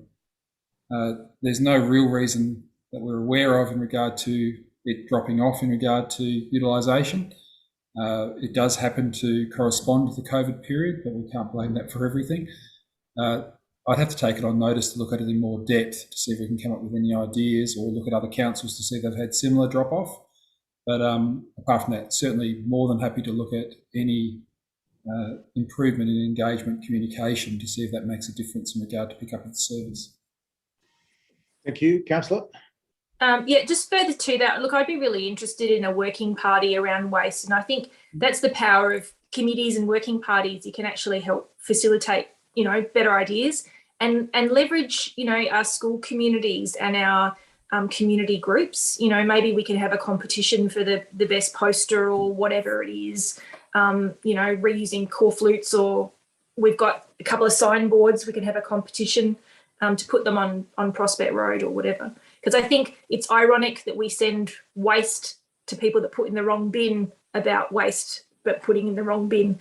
And I just think we may need to look at that in future. But it's probably more commentary than anything. But if I can be involved in other ideas to get the message out, I'd be putting my hand up. Thank you. Any further debate? Can I just ask a question from the chair through you, CEO, to the director about the hard waste drop-offs? Because I did notice that. I just wondered whether the difference is how mattress pickups are being booked, because there's a reasonably similar number in additional mattress pickups to the drop-off and hard waste. It's not exactly the same. But does that go some way to explaining it, or are people sleeping less during last year, or buying more new mattresses or something? I don't know. Through the Mayor, we did have a chat about mattresses and why that might be, and it did come up that people might have more time and might be actually putting more time to actually their comfort, spending more time at home. Once again, we don't have any specific intel in regard to the massive change. But yeah, the separation, what's in hard waste as opposed to mattresses, that certainly hasn't changed in the 2 reporting periods. It just happens to be that it is very similar in regard to numbers. Once again, happy to look into that further and come back with more information. No, thanks for the confirmation. Any further debate? If not, Councillor Barnett, if you wish to sum up. Yes, it was remiss of me not to mention about the grant that East West has in regard to looking at the apartment. I'm just trying to find it. Sorry. Which has been a real issue for some of our apartment people living in apartments. So I think that will be very good to be able to see what happens with that research and the grant. Here it is from Green Industries SA's modernisation grant funding. So that will be about behaviour change project. Using the smart development for smartphone application and the pilot project to examine food waste collections in multi-unit dwellings. So I think we look forward to that. I think also, I don't know how often elected members actually go onto the East Waste Facebook site and other Facebook sites like Prospect Local Environment Group, and that there are always some, more interesting social media messages that elected members could perhaps be pumping out themselves. I know some of us do a good job there. And also, I think there are lots of exciting, like more at the neighbourhood grassroots level, opportunities for recycling and recycling waste. And I don't know how far we're going with our the Irish Heart Room, the once a week. Sorry, it's just gone out of my brain. But how people can come together and make things out of other people's waste. People got a broken chair, or somebody else can use the parts and do something with it. So I think that captures more the imagination. A lot of our more modern society, some of those approaches. So I would perhaps like to see some joining with Prospect Local Environment Group and some Prospect Living Smarties, and some other more grassroots approaches that maybe don't cost very much at all. Thanks. Thank you. That concludes the debate. All those in favour? Against? Is carried unanimously. Thank you. Item 10.7, Colin Grove Tennis Club grant receipt. Recommendations there. Somebody happy to move it in its current form? Councillor Harris, you should speak to it. Yes, a couple of things. I'm asking people to support it. The first point, very simple, is receive and note the reports. Oops, I'll step back. So that goes all right. The second one, even though I'm supporting it, I had a similar problem to, I imagine others have. Here we are just finishing a budget, which I didn't vote for, I'm sorry, but a budget, and here we're now looking at, an X amount of money that we're going to put towards our first review if we go along. So we've already got 2 things that we've done, but I'm still going to support it because with the gentleman that came and spoke to us and also going to look at it, because sometimes photos are good, but sometimes looking's better. But the condition of the actual courts isn't very good. And so then you got your young children playing on it more so than the older people. and it can become dangerous and things like that. So I think we should still go ahead and do what is in the recommendation. I read through the report that we got here, and also listening to the gentleman that came and spoke to us, the fact that I'm concerned about the two clubs moving along together and fixing up the other sort of area to make more courts and all that. I might be long gone before all that happens, but in the meantime, I think I'm going to ask people to support this, and particularly the amount that the people are going to put in themselves, the workmanship that they're going to do themselves, and support a local club in having good courts. Thank you. Seconder, Councillor Ripp, speak to it. Yeah, look, just pretty much echoing the words there of Councillor Harrison. Obviously, from what we heard from at the recent meeting, that if this doesn't happen, the club's pretty much going to struggle to survive in the short term with the condition of the courts and being able to use them and play on them. So, look, I support both 1 and 2 for recommendation 1 and 2 for that reason. I would like to ask, though, following on from what the question to the director from what he said at the other meeting, can I just double check that if we spend this $20,000, that will make the courts usable for about 2 years, if that was correct? And what's the longer term strategy there, please? Because obviously we don't want this. Well, the difficult thing is if it's going to cost hundreds of thousands of dollars to do this, and every 2 years we're only going to spend 20, then maybe doing option 2 is the better option for a few years, having it come up every couple of years. But I just want to know, I guess, what the longer term strategy is to address the courts, and also how much it's going to likely cost, if we know that as well, to do a full, I guess, deep service dig and redevelopment. Thank you. CEO. If I can, through the chair, defer to the Director of Infrastructure, please. Director. Thank you. Through the Mayor. I just remind everyone we did chat about this through budget deliberations, and we did do comparison of these courts to the Prospect tennis courts in regard to condition. Both were very poor. Prospect courts were slightly worse. So the treatment that's been proposed here is a surface treatment.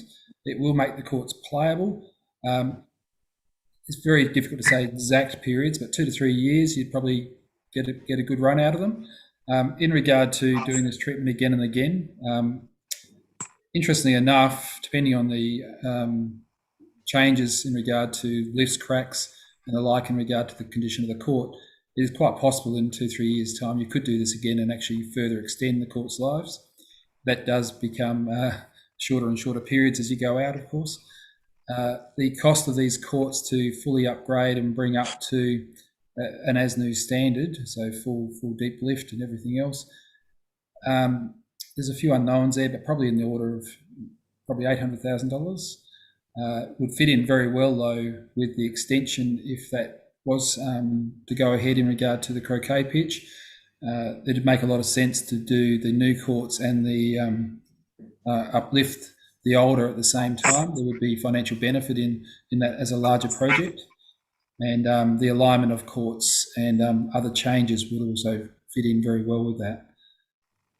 In regard to time periods, I suspect as part of the next budget period, we'll again have conversation in regard to funding of tennis courts and condition, council responsibilities, club responsibilities, and what that might look like. Keeping in mind that will tie across to our discussion in regard to leases, licences as well, and as we work towards those outcomes. So I suspect this will be an ongoing conversation that will need some funding from council in the next couple of years to sort out. Thank you. Councillor. Yeah. So further question, if possible, if we're putting in the, I guess, a deep dig and that sort of full redevelopment, what's the average lifespan you get out of that type of $800,000 treatment? Is there a rough expected time frame of? So, the director. Sorry, through the Mayor. If you do your base right, that base you'll hopefully get a solid 20 to 30 years out of. You will be doing the surface treatments again through that period, though. But what we're talking about is reconstructing the base that the surface then would be based on longer term. Same principle as our roads, to be quite honest, in regard to get your base right, it'll give you a longer period of life.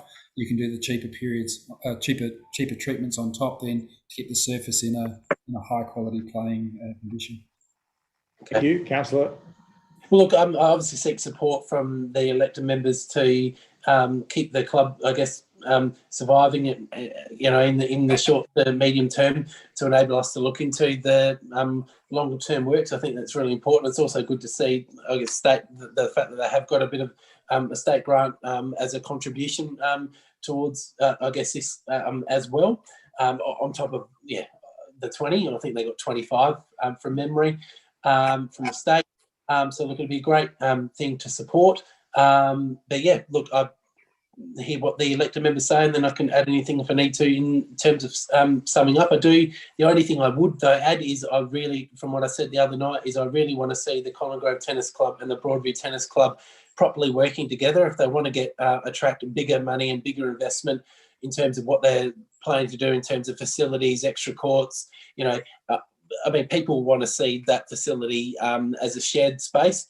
So I stress that, I'd really want to see more of that work of the two clubs in what it's going to look like, what model is going to look like in terms of, if we're going to support wider investment there, what model of the two clubs going to work towards to work better together. I mean, it's great that we've heard early commitments that the two clubs do want to do that and work together, but I'd like to see more of that, I guess, evidence from the clubs of how that's going to look moving forward as well.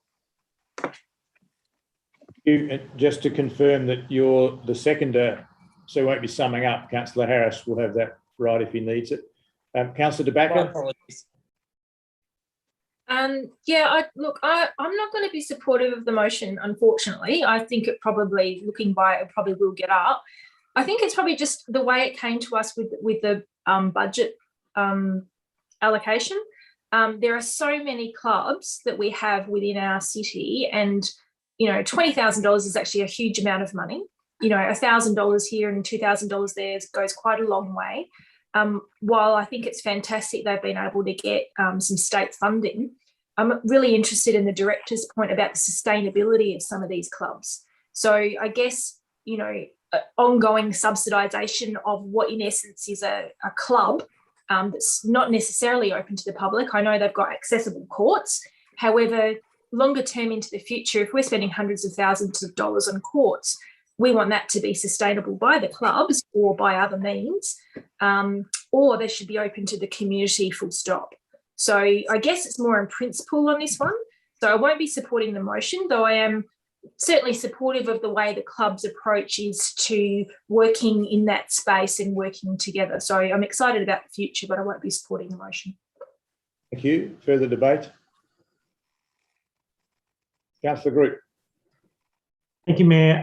Look, I'm a little frustrated and probably share some of Councillor De Backer's views on this one. I'm just a bit frustrated where, 27 days into the new financial year, having just gone through a very large, extensive budget process, and now this is coming to us. $20,000, where I probably don't necessarily agree, $20,000 is probably immaterial to our overall budget, but it is still an impost. And I wonder whether we need a discipline where we only consider these sort of requests on the budget review process every quarter. So we have a quarter. That's just me thinking out loud more than anything else at this point, although I might suggest that more formally at another time. But I get frustrated that we're dealing with budget items, and we may have another one outside of the budget process, and also outside of the budget review process. That said, we have no rules around that at the moment, so there's no reason why it shouldn't come to us now.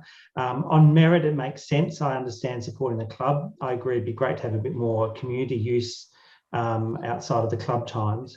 I'll also need, just going forward, and again, this is more commentary than anything else, we'll need a lot of convincing to support either club in isolation of the other club.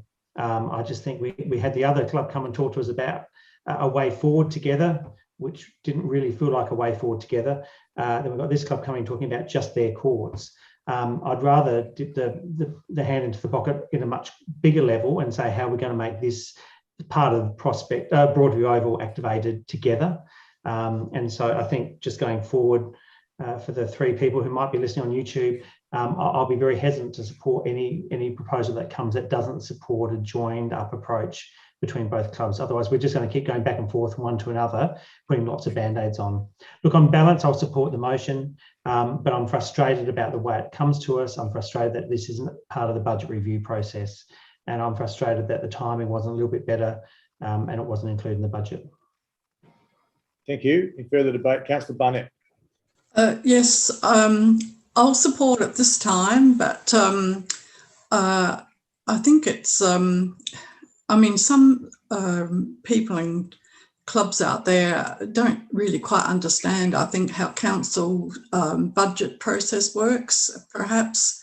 And we had the presentation last time, which was quite good, but and a person that was newer to the club but seemed to be on the ball with things. So I think it's a bit of a two-way process here, and I'm supportive of the notion that Councillor Groot brought up about the more of a merit process. You know, it seems that some clubs, because they're better organised and you know, that side of things, compared perhaps with another one which is perhaps a bit more, I don't know, grassroots, I don't know, without, you know, saying any more than that. Yeah, so I think it'd be good to perhaps, I know with the our disability sector, the Mayor has a you know, people with disabilities forum. So perhaps it's might be good to have with some of our sporting clubs a similar thing, and just to let them know about how the process sort of works. And how we can both mutually assist each other in our community. So thanks. Thank you. Further debate, Deputy Mayor. A few good points. I don't think we can hold it against clubs not knowing what the process might be to bring these types of projects to us if we've never told them what the process might be. If we have told them and they're ignoring it, then that's a different matter. But there definitely needs to be some education going on here. Second of all, you know, this happens all year round. I remember sitting here, well, not in my, maybe it was in my office or somewhere else anyway, where we had several variations.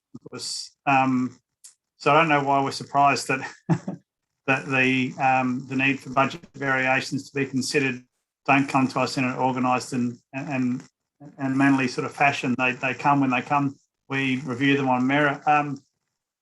In this instance, I think that I'm going to be supporting the motion because this club's committee is resurrecting the club with a long history from virtually the scrap heap.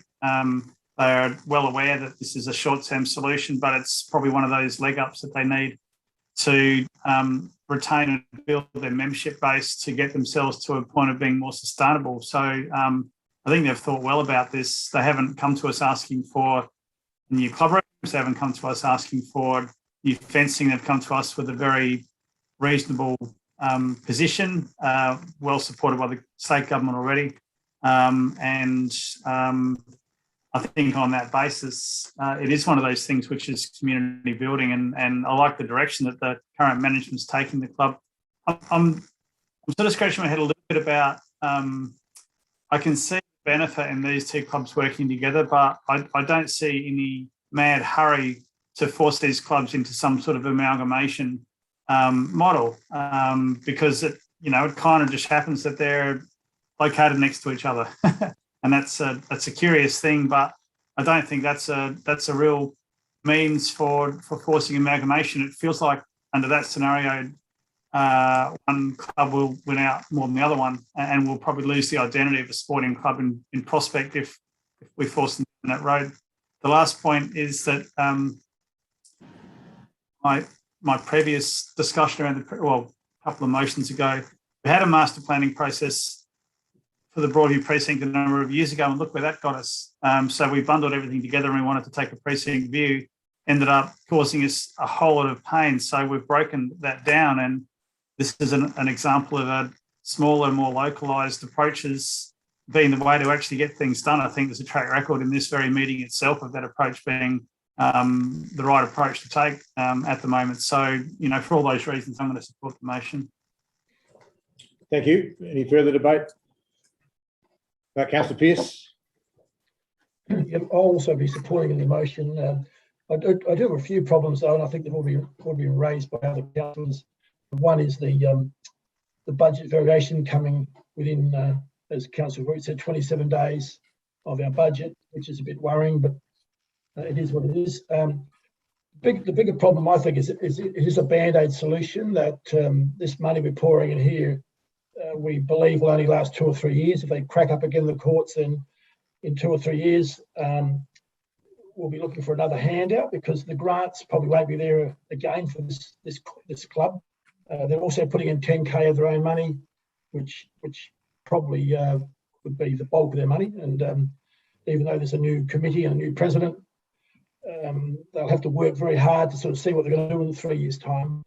The presentation was very good at the workshop. He outlined the history of the club and the length of the club, the time they've been going. And if this doesn't get across the line, it looks very much like it would be the end of the club because the courts wouldn't be available for competition in the state they're in. So in that course, there's a couple of areas I'm not happy with, but I will be supporting it. Thank you. Just briefly from the chair, well, unless one of you disappears, I don't think I'll get a vote, but you never know. People have been disappearing off the screen tonight, so just in case. I'll be supporting it, and it's because we have a track record here of always contributing to resurfacing courts in conjunction with a grant obtained by the tennis club. I think we've done that for all 4 tennis clubs at least once in my time on council. So if we look to previous process, this club has followed exactly that process. They are not out of line with previous process. There's nothing unusual in terms of what they have done. In terms of our end, in terms of council support, I understand that staff gave support to this club in terms of their application for this money. So if there is someone at fault, we might want to turn to our staff saying, well, understand that you wanted to keep in line with previous practice, but why didn't you put something in our budget so we had a contingency for this should their grant be successful? That would be a better question, and I'm happy to ask that behind the scenes to try and follow it up. We have got a grants policy which says that if we want to apply or our staff want to apply for a grant, they must get our permission because we know it has an impact in terms of finding matching funding. The policy doesn't cover third parties applying and being reliant upon us. So we might need to tweak the policy or at least find out what happened there. So I'll be supporting it for the reasons that I've supported all the previous ones. Here is a club who's gone out of their way, found a grant, they've raised money, they're putting their own money in and have asked us to support them as we have every other club. The only answer we can provide to this, in my view, is yes. Timing aside, there are a couple of suggestions that I think are worthy. One is, should we only consider additional items at the time we consider a budget review? Well, that's a good thing to think about, but this council did choose to support 2 things out of budget on the night that we approved the budget. So I found that pretty unusual, but that's what, this elected body's chosen to do. I'm happy to consider alternatives. And the other idea that we might have a sports club forum. I think that's an excellent idea and something I'll chase up with the interim CEO to see how we could put some shape around how we interact with clubs regarding funding, grants, leases, other grant opportunities, not just ours, and just to inform them about our budget bid process and our grant timing processes. I think they'd be interested in hearing all that, and that might be well worth setting up. So just my quick summary of things, but I think, here's a club that's gone out of their way to show their initiative, and I think we should support them like we've done every other tennis club, frankly. Thank you. I don't think there's anyone left to speak. I think I'm correct there. So back to you, Councillor Harris, if you wish to sum up. I didn't know whether these white dots in the black squares were people or not. Okay, look, a couple of answers there before. Councillor Rip and the Deputy Mayor, when they brought up a couple of points there that I can answer back. If we were looking at the Prospect Tennis Club or another one joining with the Broadview one, it doesn't come up because they're a long way away. So what's really that difference between two clubs being side by side? If you actually speak to the people at the Collinggrove one, they seem to be happy like they are, the ones I speak to, and you speak to the Broadview ones, they are. But, you know, as a council, it's better for us to have them together. The other courts, the St. Philip's courts, they've been done, and I'm looking, there's good 3 years, I think, if not more, might have been 4, but and they're still in really good nick, but they aren't being used by the same amount of people. So I'm a little bit surprised with a 2-year, possibly 3-year on the Collinggrove courts, but I think we should still go along with doing it. And I did, as myself, you know, that concern of the money's happening after the budget, and if council group sort of said 27 days later we're doing one, the mayor sort of said, as it was, we done 2 on the first day, or not even the first day, within a couple of hours. So however it comes up, it is supporting our people, and it is supporting the residents that, and even in the case of both clubs, but we're talking about Collinggrove, a sizable amount of their people are local Prospect residents. So I'm hoping people support it, and eventually when we do look at some big joining court or something, I hope we support that as well. Thank you. That concludes debate. All those in favour? Against? It is carried unanimously. Thank you, elected members. Good debate. And for those who are watching, I understand there's someone YouTube watching live. I hope you're going to hang in there for the whole meeting. I'm just so enthusiastic about people watching. I will be, thanks. Item 10.8, 2021 Prospect Spring Fair COVID-19 cost adjustment. Somebody happy to move it in its current form? Deputy Mayor, just to speak to it. Pretty self-explanatory, unavoidable under the current circumstances, and good practice to have in place. It certainly de-risks, as we understand at the moment, that we need to de-risk that event. So I'm in favour of it. Thank you. Do I have a seconder? Councillor Ripp, just to speak to it. Yeah, just to echo the words of the Deputy Mayor, and to also add my thanks to the events team for their work over the last 12 months on really being agile and providing a great events program for us. And I'm assuming, I know that this next 12 months will be no different, obviously with COVID and the moving beast that it's been. I just want to thank the events and the arts team and the director as well for just providing us a great program, being agile, being flexible, and more than happy to back them in with this. Thank you. Any further debate? Councillor Barnett. Yes, I've got to take my hat off to our events team and others that might be assisting them. It's certainly very difficult doing this sort of event management and planning. Yeah, I'm sort of, I'll support it this time, noting the extra, the cost adjustment. But, you know, I'm just wondering whether in the next, given the next few years, whether we shouldn't be looking at what we set out to do with a whole lot more smaller activities, possibly reaching even, you know, a similar amount of people that might attend the spring fair. I guess I'm asking, you know, in a sort of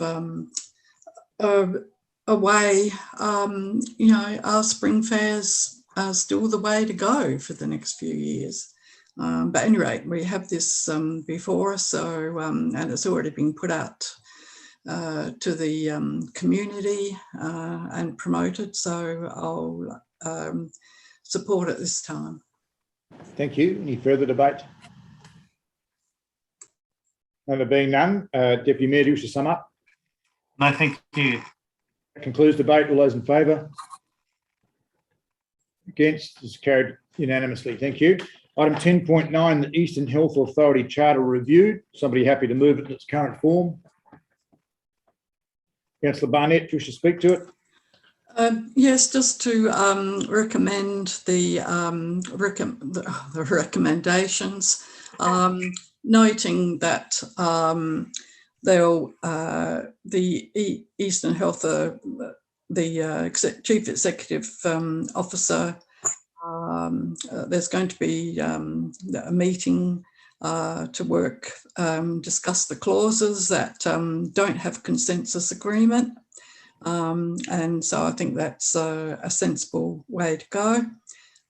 So I just recommend that it gets supported. Thank you. Do I have a seconder?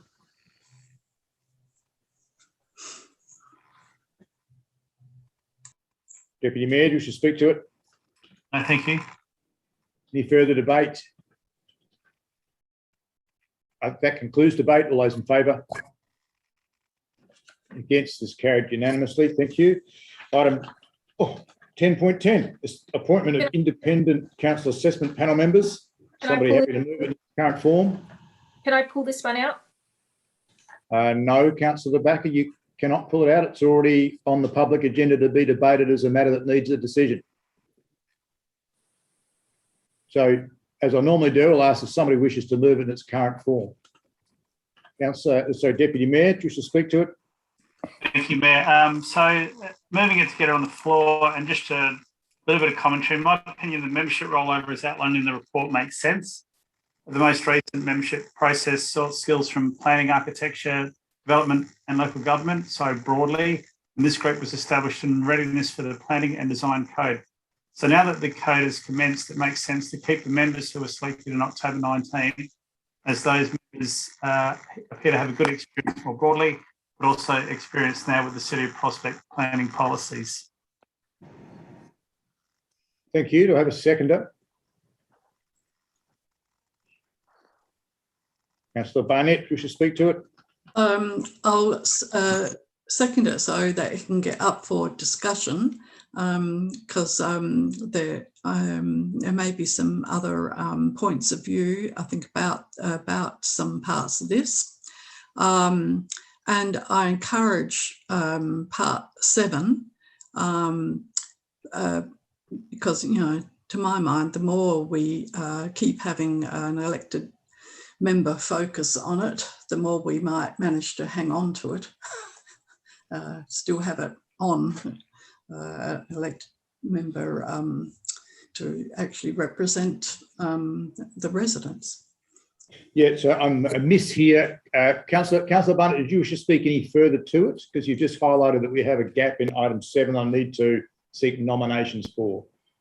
No further comment. Thank you. Then I seek leave of the meeting to suspend meeting procedures for until 9:15, should we need it, for the purpose of taking nominations for item 7. All those in favour? Please. Sorry, no, I'll just deal with this item first, Councillor Backer. All those in favour of suspending meeting procedures until 9:15? Thank you. They're thus suspended. Now, Councillor Backer, I know you have an alternate view on this. We'll come to that in a moment. But for item 7, does anybody wish to nominate for item 7? Or nominate somebody else? Councillor Harris is looking for his nomination book, I think, in the other room. Placard. Councillor Barnett. I'll test the waters. Would Councillor Ripp be prepared to go on as deputy elected member? It's to support Councillor Robin Pearce. I do thank Councillor Barnett for the thought, and I really sincerely thank you for that.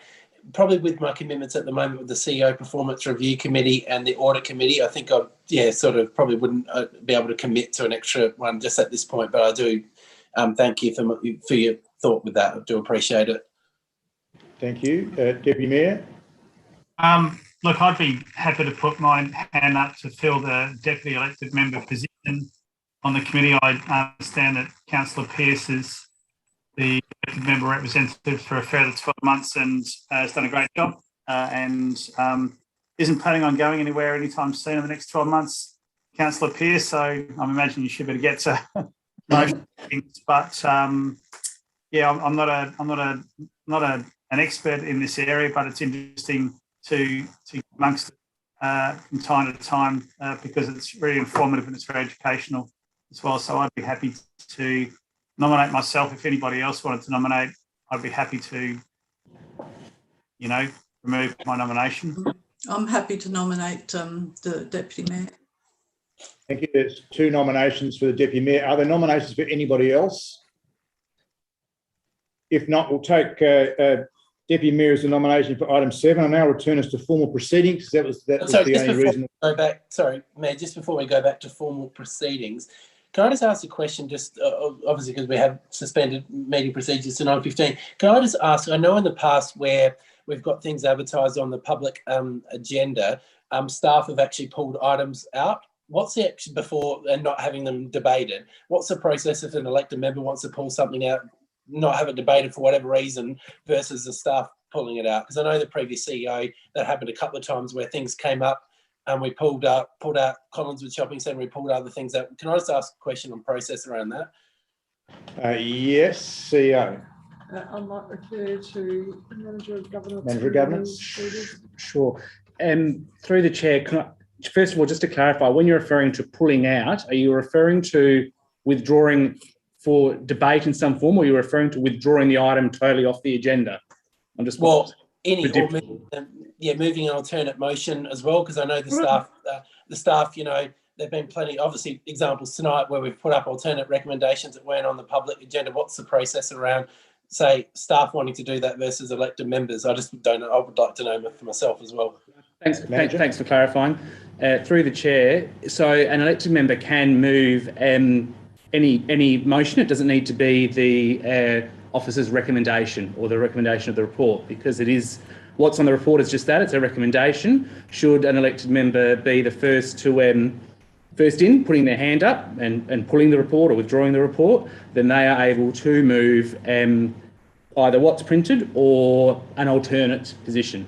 And just to that, Rob, I sought your advice prior to the meeting, and that's what you told me to do. And I don't understand, maybe the chair has the discretion, but maybe I misunderstood. But that was why I asked to pull the motion. Yeah, thanks. Again, we're not in meeting procedures. So what I've done always in all of my time in chairing here since 2007 is always put what's on the papers to the meeting, because that's what the public has read. If the meeting decides not to move it, that's fine, then we can look for an alternative. But if someone does wish it to move it as the public has read, then it's only fair that gets a chance to have a seconder. And if it's got a seconder, it then has a debate. If the majority of people vote that down, that's a different matter. As we saw earlier tonight, gets voted down. That means nothing happens in line with what's put on the public agenda, and something alternative can be looked at. That's what I've always done. If you wish to adopt a different process, then I'm happy to talk about it in terms of a review of our meeting procedures, but I do like to be consistent with how we deal with the business here. It's not my practice to ask if there's a race for people to put their hands up to move an alternate motion to what's on the public agenda. I don't think that's good practice. I'm sorry, I might disagree with the Manager of Governance in that sense, because what that will encourage people to do is to have a speed race of hands going in the air to move a number of different motions to what the public have seen per any item. I don't think that's good procedure. I'd rather that it gets into debate, you vote it up or you vote it down, and it rests on its merits in terms of the decision. I don't have an issue with your position there, but I do know that for whatever reason, staff have done that plenty of times where they've moved on, put alternate things up that have been contrary to what's in the agenda as well. So that was just more why I was asking. It's always been my understanding that the CEO has the right to withdraw something from the agenda papers because they're in control of issuing the papers. That's my understanding. CEO, yes. Your understanding? That is my understanding as well, yes. Yeah, so until it's moved, the CEO has the right to withdraw an item. Once it's moved and seconded, the elected members control it and can choose to adjourn it or let it lie on the table, as we heard earlier tonight, or vote it down. That's when the changeover happens. Excuse me, Mayor. Before we move back into the formal situation, now we've got some nominations for Part 7, but I think Councillor De Backer might want to be able to explain what her view or a point of view or something is. So is that able to happen now? Because otherwise we'll... I mean, I would prefer that we do as much informal debate as is reasonably possible. It's pretty simple to me that if someone's got an alternate view, they argue in formal debate to not vote for this version and to vote for a foreshadowed motion. To me, that's just good meeting procedure. I have no problem with Councillor De Backer opposing this and wanting something different. Absolutely no problem. But we have a motion on the floor now, as per what the public have read, and I think it deserves to be heard, and then the outcome decided by you. And me if I need to vote. That's how we do business here. I think it's pretty straightforward. My intention is, as I started to say before, to resume formal proceedings. Councillor De Backer should be the next person to speak because she's indicated she wants to say something in this motion. She can then convince you all of what she wants to do or want you to support, and we'll take it from there. Otherwise we're horse trading out of meeting procedures, and we'll go back in without knowing what we're moving unless we can formulate it outside of meeting procedures, which I don't think is good practice in instances like this where it's pretty cut and dried. It's not a playground design or something like that. Does that make sense? So I'll take us back into formal meeting procedures now.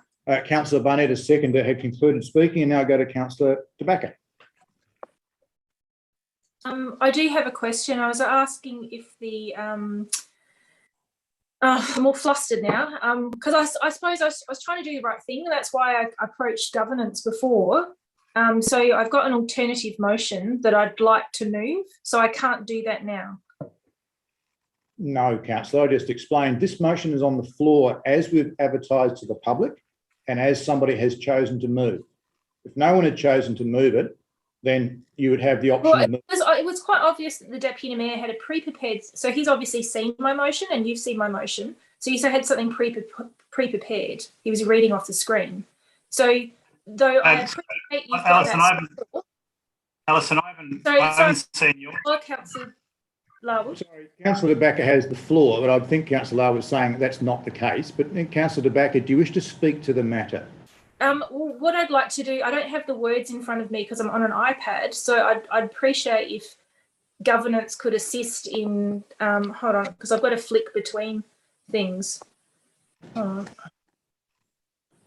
Is it possible that the words that I had, so I can actually speak to it? Councillor De Backer, you can't move a motion in the middle of this motion unless you're moving. Yes, I know, but I need my notes to be able to talk. So I can't see because I've got all you on the screen. So I'm trying to go between screens here. We'll let you find that. I thank you for being patient, and this is difficult for me.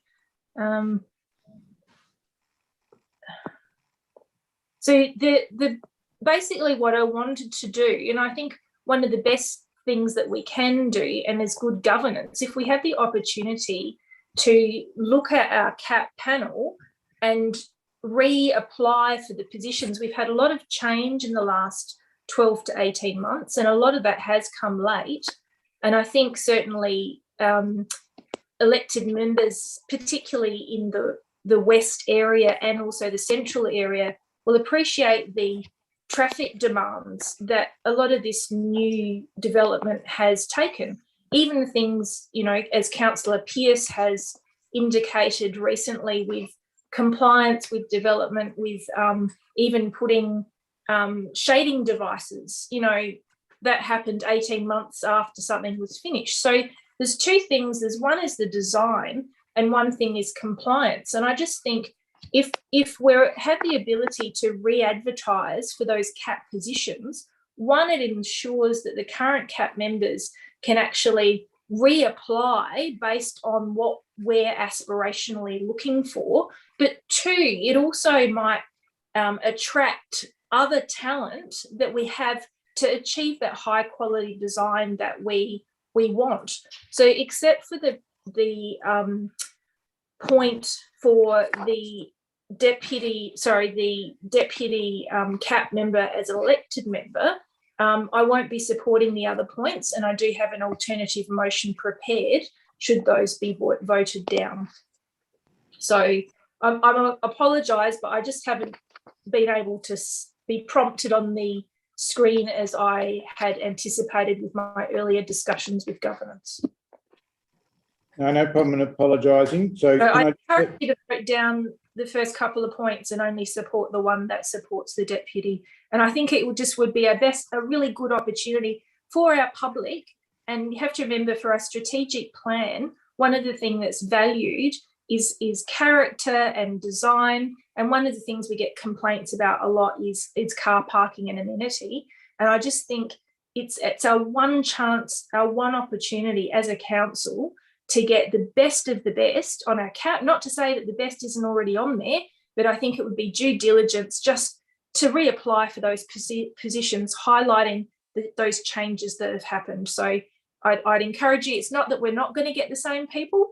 We may still get the same people, but it's a really good opportunity to cast the net as wide as we can and advertise for those positions. So thank you. Thank you, Councillor. Can I just, I'm inferring from what you said that you'd like me to take it in parts? Yes, please. I'll confirm I will take it in parts. Any further debate? Councillor Ripp. I'm obviously aware that, or have I spoken to it or not? Or was that more I spoke when we were out of session? I can't remember, sorry. Can I just check, is it what the previous practice has been in terms of rolling appointments versus advertising? What have we traditionally done with these sort of, not so much the elected member and the deputy elected member position, but more the independent panel members and I guess the chairs? What's been previous practice? Have we rolled them over or have we gone out and sort of advertised widely? If I can just seek some clarification. I think I'll take the question. CEO. Through the chair, I'll have to refer to the Director of Community to find out what the previous practice is, but certainly there is sector-wide, there's probably a mixture of both rolling over existing membership and calling for new members. So I think that, you know, at the end of the day, previous practice is important, but I think it's open to the current elected body to make a decision based on its current CAP, the current environment and the current membership and what it wishes to do with that current membership going forward, knowing that the terms are expiring in October this year. So with the chair's blessing, I'll pass on to the Director of Community to talk about past practice, but that certainly doesn't inhibit you from making a decision based on this particular matter in front of you tonight. Director. Thanks for the question, and through the chair, through my 7 years with City of Prospect, we've advertised each time the term has expired, which has been around that sort of 2-year mark. The reason why the recommendation was different here is because at the time we last went out, which was less than that 18 months ago, there was a lot of talk about what do we need as a CAP in terms of the skill balance and experience balance to deal with the planning and design code. And that panel now exists. The planning and design code was then delayed a little bit, but now the planning and design code is out. So our view from staff is, well, we went through the process of trying to set up for the planning and design code less than 18 months ago. We felt that it was prudent to allow that panel to achieve what it was originally intended to achieve based on the various criteria that the council set at the time on the skills and experience that was desired. Thank you. Councillor Backer, back to you. Oh, sorry, Councillor Ripp. Yeah, look, I've sort of been in two minds what to do with this one. If past practice has been that we always advertise, that's good to know, and I can understand the mechanisms behind. I'm probably inclined to advertise, but probably will end up, I understand we'll end up supporting these people. But I just think it's good practice that if we've done that, we probably should do it. Again, I just think, that would be probably where I stand. Not to say these people haven't done a great job. They clearly have, and obviously they've had the rap of the staff, and I respect that opinion as well. But yeah, I think if we've been advertising each time, I think we should be doing that as well. Thank you. Further speakers? Can I just ask a question of the CEO, perhaps through the director? In past practice, have we advertised every position every time, or half the positions each time? Through the chair, there's been a variety of approaches adopted because part of what the council has expressed to us over time is a relative consistency of membership is important. So I would think that I've participated in the process 4 times. I think that on at least 2 of those occasions, half the members were retained. And just a further question through the CEO to you, was that based on their tenure? And if it is, can you tell us the tenures of the various members before us tonight? Yeah, certainly. And through you, the tenures have varied, partly because some members don't fulfil their entire tenure, and then we look to replace from either a deputy or through an individual appointment halfway through term. But I think there were, as a general rule, on approximately a 2-year cycle, and sometimes that was only that 1 year or 18 months apart. So to maintain that stagger. And in the last time that we did this, as you would recall, we ended up with a new presiding member, 1 brand new member and 1 deputy member coming into the fold. So some had experience with City of Prospect before and some did not. Okay, thank you. Just while I've got the floor, in my view, this can work. I'm not uncomfortable with what's before us tonight. These people have been on the panels only very recently, including the chair, others for a little longer. One of the longest serving, Mr. David Cook, has asked to come off the panel except to be as a deputy member. So I'm not uncomfortable with that. If there was a move to advertise, I have sought clarification from the staff that we do have sufficient time to advertise and meet our legislative responsibilities to have a panel in place by the allotted time frame or the expiry of terms. So there's no impediment to us advertising from a time point of view, but I just want to listen to debate about whether that's what people want to do or whether we go with what the staff have recommended here. Happy to hear further debate if there is any.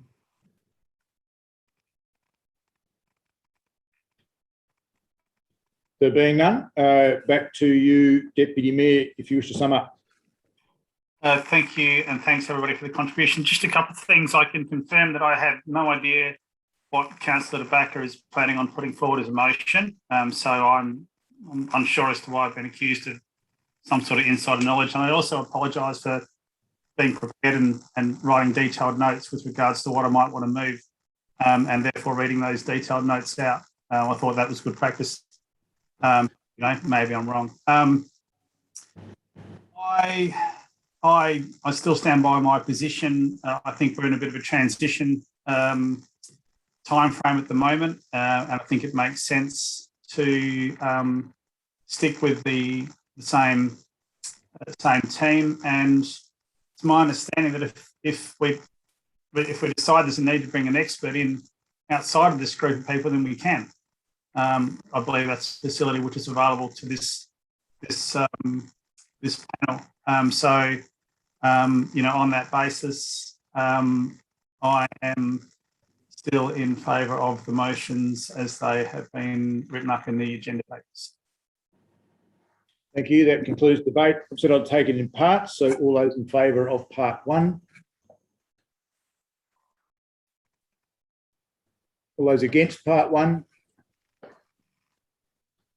Sorry, Councillor Barnett, I didn't see which way you voted. So I'll do that again. All those in favour of...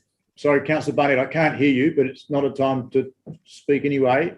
So I'm sorry, I meant to vote for part 1. Okay, I'll do it again. That's okay. All those Sorry. in favour of part 1? All those against part 1? That's carried unanimously. All those in favour of part 2? All those against part 2? Part 2 is lost. All those in favour of part 3? All those against part 3? Part 3 is lost. All those in favour of part 4? All those against part 4? Part 4 is lost. All those in favour of part 5? All those against part 5? Sorry, Councillor De Backer, I can't see you if you're still in the meeting. So you're against part 5? Screen up in front of me. Sorry, I'm flicking between. Thank you. Part 5 is carried. Yes, I understand that it's not easy if you've only got one screen. I can only recommend from previous practice that you have it open on your iPhone if you don't have another computer handy. All those in favour of part 6? All those against part 6? Part 6 is carried unanimously. All those in favour of part 7? I vote for myself. Yes, you need to vote one way or another. So voting for yourself or against yourself. I'll do that again. Just hang on a second. Deputy Mayor, you need to vote one way or the other. So all those in favour of part 7? All those against part 7? It's carried unanimously. Thank you. So parts 2, 3, 4 are lost. Can I just have clarification from the CEO? Given that council has not voted to appoint those members, do you need an alternate motion or does that trigger a process? Can you just clarify that for us all? Through you, Mayor, my belief or my understanding would mean that we would need a motion from the council as to what to do because their terms are still expiring in October. So we need to know what to do with them. With the panel members. With the panel members, Okay, yes. Thank you. Councillor De Backer, I understand you did have some advice on an alternate motion. Do you wish to move some or all of that now? And do we have access to that? So, Councillor De Backer, you're on mute. Yes, I would like to move it. And I'm going to have to flick between screens because I can't see it unless you share the screen with me, which would be much appreciated. I'm not sure what we'd be sharing with you. I'll just leave that to the Manager of Governance, who I believe you've been conversing with.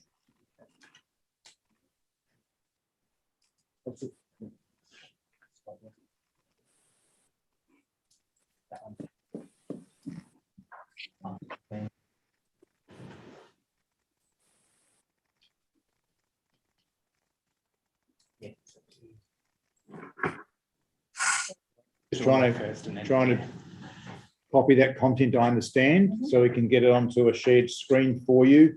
When you're on shared screen, please be aware that I won't be able to see all of you. So I might have to go back, given that this is a sensitive matter, clearly, so that I can see you. So the screen sharing won't last forever. That's fine. So at least if it's up there, I can talk to the motion, and then when we need to vote, we'll unshare. Okay, there you go, Councillor. Okay, thank you very much, staff, for helping me out in this one. So I'll speak to the motion and I'll look for a seconder. Firstly, Councillor, because I understand, I'm just trying to gather things here. You had advice on an alternative for the whole thing. Elected members have chosen to move part 1, 5, 6 and 7. Can you just check that what you're moving now doesn't repeat some of those matters that have already been moved? In other words, can you just read it and make sure you're okay with that? So if I remove that it consists of, okay. Councillor, just the mayor and one additional elect.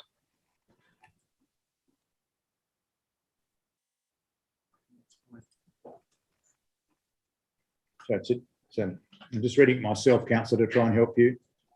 Yeah. it looks fine to me, but if there's anything unintentional that stuffs things up.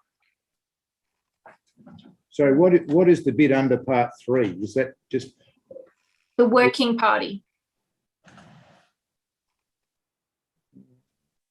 No, the mayor to invite EMs who are interested, call for EM nominations. Is that, haven't we dealt with that? Okay, we can get rid of that.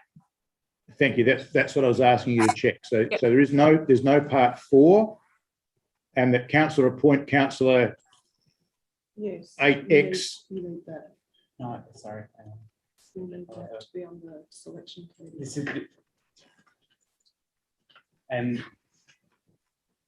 through the chair, the mayor to invite EMs who are interested just refers to inviting EMs who want to be on the selection panel for the purposes of recruiting and selecting the independent members. We'll need that. We're getting to get Paul for We'd EM. move 1 to 3 potentially first, and then because there might be 3 or 4 people interested, I don't know. And then okay, so it probably needs to be clear under 3 that that is for the selection party, not for the CAP. Yeah. I'm not terribly excited about moving an alternate motion in 2 bites. Can we just call for a brief adjournment for 5 minutes to get this sorted? So you that's great. Thank you. And the Mayor, sorry, Mayor, just before we do, I don't want to call it as a point of order, but I've never been part of a process where we voted down a motion, which another one has then immediately been put up. This feels unusual. And it is rare. It's specifically why I asked the CEO, do we need an alternate motion in order to progress the matter? The reason I asked that is that legislatively we're required to have a council assessment panel. If we didn't vote to do something tonight, I understand that the timing would not work and we would be at risk of not being able to meet our legislative requirements. In other words, merely having vacancies doesn't, of its own, that's why I asked the CEO, trigger a process. That is why I've asked the question, and I've been told by the CEO that we do need an alternate motion. So apologies, but I've tried to. No, all good. I just want to be clear. Thank you. Yeah, me too. It's not my normal practice to have this happen. So can I just call a brief adjournment, all those for 5 minutes by show of hands that people are in favour of that? Yeah, thank you. We'll resume in 5 minutes, which will be 9:39. Thank you. Thank you. Can we mute ourselves? Yeah.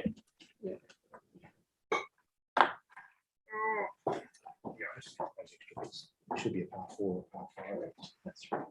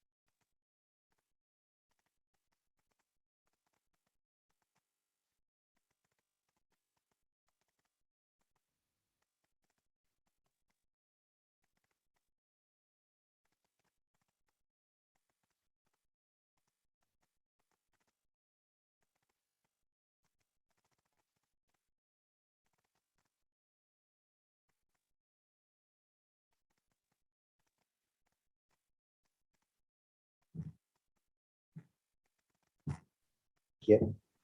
We are.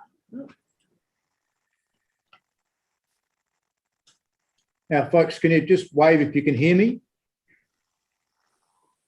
Excellent. It's 9:39, so I'll resume the meeting. The staff have conferred, hopefully, too, with yourself, Councillor De Backer, to just tidy that up so there are 4 parts. What I can see that is workable. The CEO has assured me that she understands what that means and can enact that. Are you happy, Councillor De Backer, with these are your words, your motion? Are you happy with them? The only part is part 3. It just is singular, that council appoint Councillor X to the assessment working party. Yes. So my understanding was that the council selection working report prepares a report for the position. So what is the constitution of the council assessment working selection party? Well, I don't think there is such a body, is there? Through CEO? the chair, this is merely a group of people who are put together to select or go through the process of the EOI for CAP members. So it's at your discretion. This is not a legislative construct of the actual CAP itself.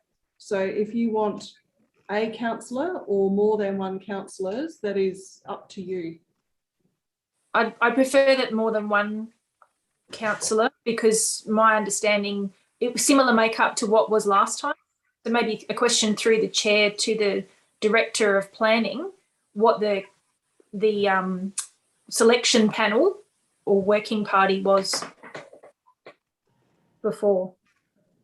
Through the chair, I understand from my notes that it was the Mayor, the Deputy Mayor, supported by the Director of Community and the Manager, the Assessment Manager last time. Okay, Councillor, I stress again, it's your motion. If you want it to be councillors instead of councillor, that is. I'd like it to be councillors, thank you. Thank you.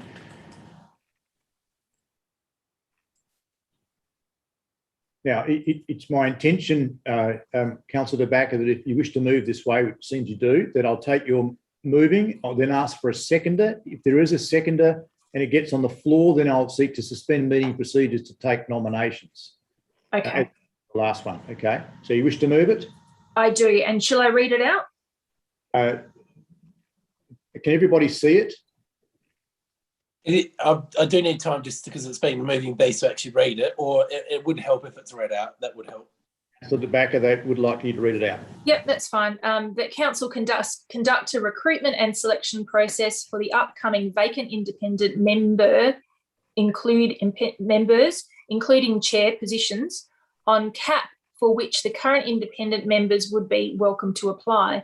Establishes a council assessment panel selection working party, and that it consists of the mayor, so consists with an S, of the mayor and one additional elected member appointed by the council, supported by the Director of Community Planning and Assessment Manager, Director of Community and Planning and the Assessment Manager, which is tasked with shortlisting the expressions of interest for the role of council assessment panel independent members and conducting interviews for positions. That council appoint councillors X and X, or however many X's, who's interested, to the council assessment panel selection working party. The council assessment selection working party presents a report to council as soon as practical following the interviews, with a recommendation for the position of independent members to the council assessment panel. Councillor De Backer, before you proceed with your debate, because you've pluralised in part 3, part 2 needs a little change to it to support that, if that's okay. We have got. That's what I say. It contradicts, 2 and 3 contradict each other. Yeah, you should take out the word one in part 2. Yep. And pluralise members. Yeah. And additional elected members. Yeah, line 2. Not one additional. Yeah. Take out the word one. Thank you, Mayor and Councillor Pearce, for assisting. Thank you. Do you want to speak to your motion? Look, again, similar to what I'd said before, I think it's just best practice and it's best for our community. If we can get the best people applying who may already be on the panel, but also cast the net a bit wider. And we have acknowledged there are some pinch points with development. So a lot of development in the city of Prospect does go through the CAP process, and a lot of it is on merit, which does have some quite subjective criteria to do with good quality design or adequate car parking, and there's a lot of information that people have to absorb. So I think if we can have a look at some of those pinch points and what sort of skill sets, and certainly when we're getting people to apply for these positions, that they can reiterate what they're doing, I guess, so we can get the best outcome for the community of Prospect. So I'd encourage you to support the motion, and I'd be also welcoming of anyone who wants to nominate for the working party. Thank you. As I've indicated, I need a seconder, and yes. then Councillor Barnett, do you wish to speak to it? I second the motion, and I think it's the ideal opportunity now when we've had the changes to the planning situation, and also that we can put, as Councillor Backer has said, a bit more of a view for the sort of people that we would like to be on our community assessment panel, with a view to how, you know, what's been discussed at our strategic planning and development committee and so forth. I'm just wondering in part one whether second line positions on CAP, if CAP should be spelled out to be a community assessment panel. Council assessment panel. Yeah, or council assessment panel. Would be good to avoid exactly that confusion. So movers happy with that seconder. Thank you. Right.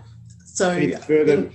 So just in summing, I think it's a good time to reassess, go forth and try and perhaps reset the situation with our community assessment and our new development plan. Thanks. Thank you. Now it's on the floor. I now seek to suspend meeting procedures until 9:51. Should we need it, to take nominations for item 3. All those in favour? They are thus suspended. And does anybody wish to nominate to be part of the council assessment panel selection working party? Yes, I'd be happy to. Councillors Barnett and De Backer. Sorry, I can't see councillors Groot and Rip. Can I just ask a question? Would it be okay if he's willing to do it? Would it be okay for Councillor Pearce if he wanted to be on that? That's if he wanted to be on that, or would that not be appropriate if he's currently on the panel? Just want to ask that. What's the go there? CEO.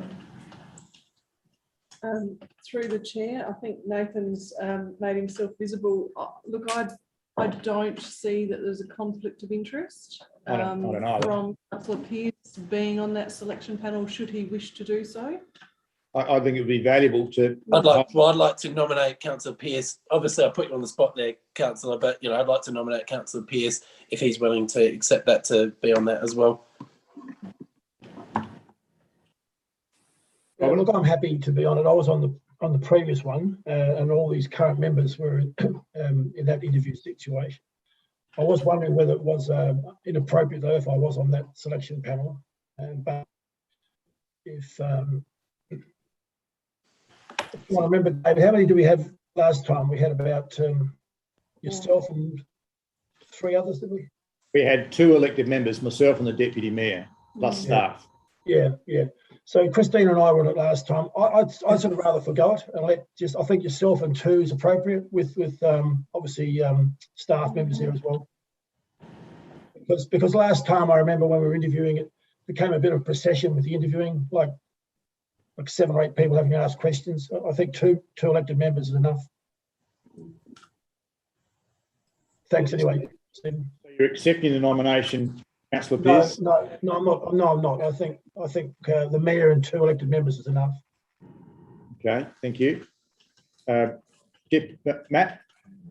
I'd like to encourage Councillor Pearce to accept the nomination so we can take a vote on who the entire group think should represent us. I think 2 is enough, plus the mayor, but I think that given Robin's currency on this committee, I think it would be very useful to have a vote on this. So yeah, we can all have our say as to who should be on the panel, if we have to go this path. So the way the motion's constructed, every single one of Correct. you. No, I'm not intending there to be a vote with what I was proposing. I was just proposing. There is no mechanism to take a vote on the number of people on the selection panel, given the current construction of the motion. To do that, you'd have to take the nominations and then move an amendment to remove somebody from part 3. So it's not my motion, councillors. It's now, all of ours, really. It's on the floor. So, Councillor Pearce, back to you. Do you wish to accept the second nomination? Up to you. No, I won't. Thank you. Thank you. Are there any further nominations? I wanted to see who was going to come around our houses with the envelope. Yeah. We do it by text. We do it by text. We've done it before. Okay, then I'll resume the procedures with 2 nominations, Councillor De Backer and Councillor Barnett, into part 3. And now that populates part 3. Are there any further speakers to the motion? Deputy Mayor. Yeah, I'm really uncomfortable with this approach. I think it's a convoluted approach. I think we could have potentially amended the original motion and achieved the same sort of result. There seems to be some sort of conspiracy theory and a lot of inference that the current panel members aren't doing a good job. It's been inferred a couple of times. It hasn't been said directly tonight, but there's been quite a few inferences to that nature. Also, the process of fastest finger first being the 2 elected members elected to that committee. I don't think that's a good process either. I think that Councillor Pearce has the most currency given that he's on the panel, and I think he would have been an entirely suitable candidate. So I won't be supporting the motion. I know I'm probably going to vote it down, but I think this is just, making things up on the go. Thank you. Any further debate? Councillor Rippon. Yeah, look, the whole reason I raised what I did earlier, it's got nothing to do with the panel members. That they've obviously done a great job, good on them, but I think it's good practice, and it's also perception in the community that we just don't roll over the positions, that we actually go through an advertising process. I think we do it with our positions as a councillor every 4 years. These committees, they advertise. Well, our practice has been, I did ask the former director, and I thank the former director for giving us that sort of breakdown. Our previous practice has been that we have advertised. So I think we should just be supporting what we've done in the past. You advertise positions, and I think it's also about perception in the community that we're just not just seen to be rolling them over positions. That's just my view, and I'll be supporting the motion. Thank you. Any further debate? Can we just have the motion back on screen, please? Councillor Pearce. Just let me share the screen again. Thanks. Yeah, look, I just to remind people, I'd just like to say that I think our council staff in planning do a terrific job. The current members, I support them as well. I think I found them very professional. They don't run the same path all the time. They have different opinions on certain aspects, and they certainly are very knowledgeable in the planning area. So I just wanted to put that forward, that my view on the current situation is pretty firm. So I guess I don't really. Well, I probably, if I can be blank, I probably agree with the previous motion. But be it as it may, I mean, there's nothing wrong, as Alison's putting forward, that we're throwing the net out there. I do hope that we probably don't lose any of the current people we've got there.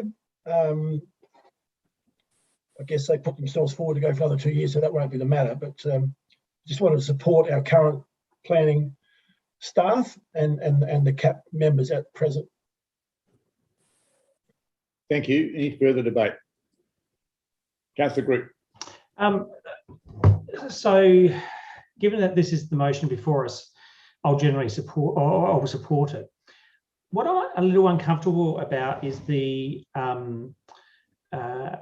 uncomfortableness felt by Councillor Pearce by not accepting a nomination because we weren't clear in the motion around how many councillors. I just feel a bit uncomfortable about that. I'm going to, sorry, Mayor, move an amendment. Can I move an amendment would be my first question. I think I can.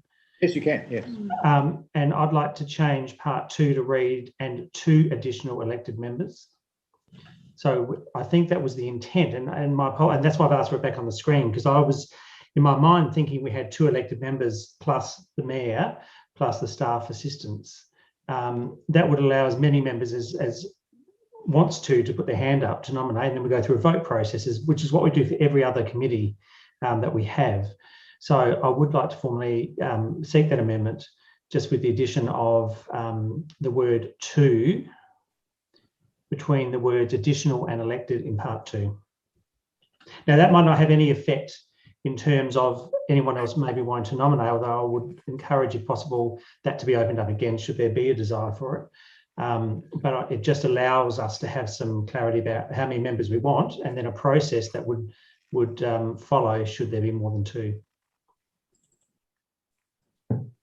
Okay, it's your amendment, councillor. So that's amending part 2 to have the word 2 inserted before the word additional. Can we just copy and paste part 2? We'll just get that up on the screen for you all to see.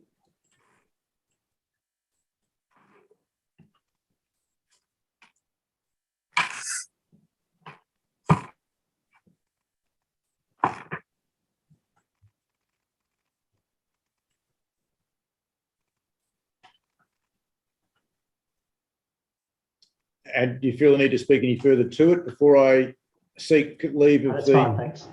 Okay, so now ask the mover, Councillor De Back, if you're happy to incorporate that change. I'm just going to be clarified. It's the mayor and 2 additional, as it reads on the screen, elected members appointed by council, supported by, and we've received all nominations at this point. Sorry, Councillor, all I can do is point you to what's proposed to be amended, which is part 2 with the addition of the word 2. And all I can ask you to do is say yes or no as whether you're happy to incorporate. That's fine. That's a yes? Yes. You, Councillor Barnett, as seconder, you happy to incorporate? Yes. I was just wanting to, does that give us a gender balance then with the director and the mayor? And all I can do is take your yes, councillor. You know that's all I can do at this point. Now seek leave in the meeting to incorporate the change. Can I have this? Sorry, I need to see all the elected members. Yep. Now seek leave of the meeting to incorporate the change. All those in favour? It's thus incorporated. Thank you. Councillor Groot, you still have the floor should you need it. Just to the point that if there are other people that feel they wanted to nominate but didn't because they didn't want 3 people on the panel, I would, I don't know if I can ask of this of you, Mayor, that we go out of session to seek any other nominations.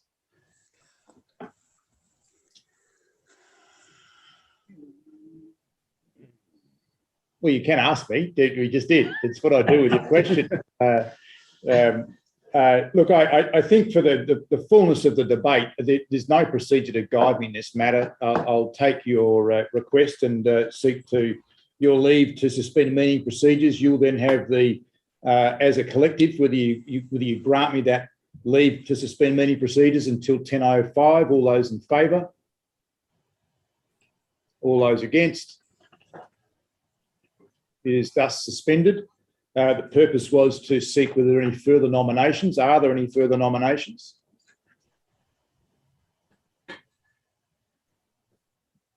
There being no further nominations, so I'd seek to resume formal meeting procedures. Sorry, Deputy Mayor, did you wish to, or Matt? I nominate Councillor Pearce, please. Yeah, accept the nomination. Councillor Pearce, do you accept the nomination? No, I'd rather not. No, thank you. No, there's no further nominations. I'm going to go back into formal meeting procedures. Thank you. And Councillor Groot, you still have the floor should you need it for a minute.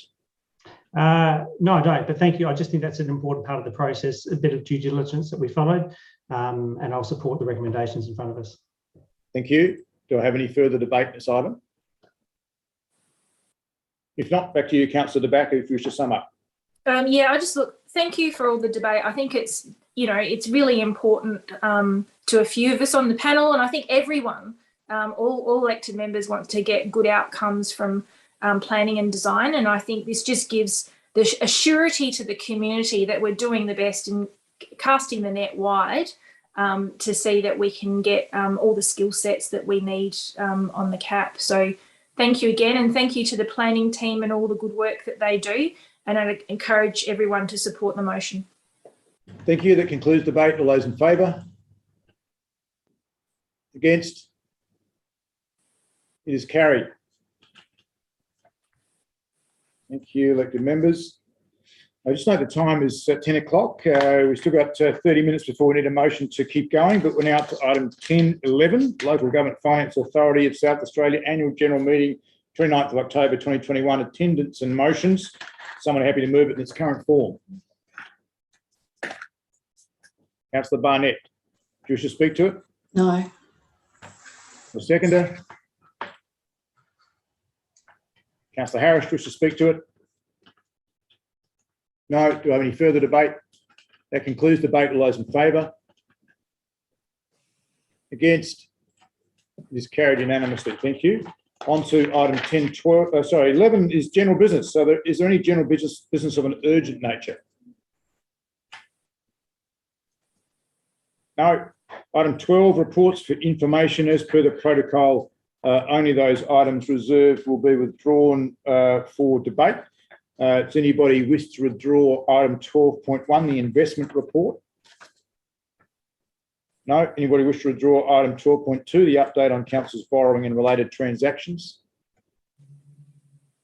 No.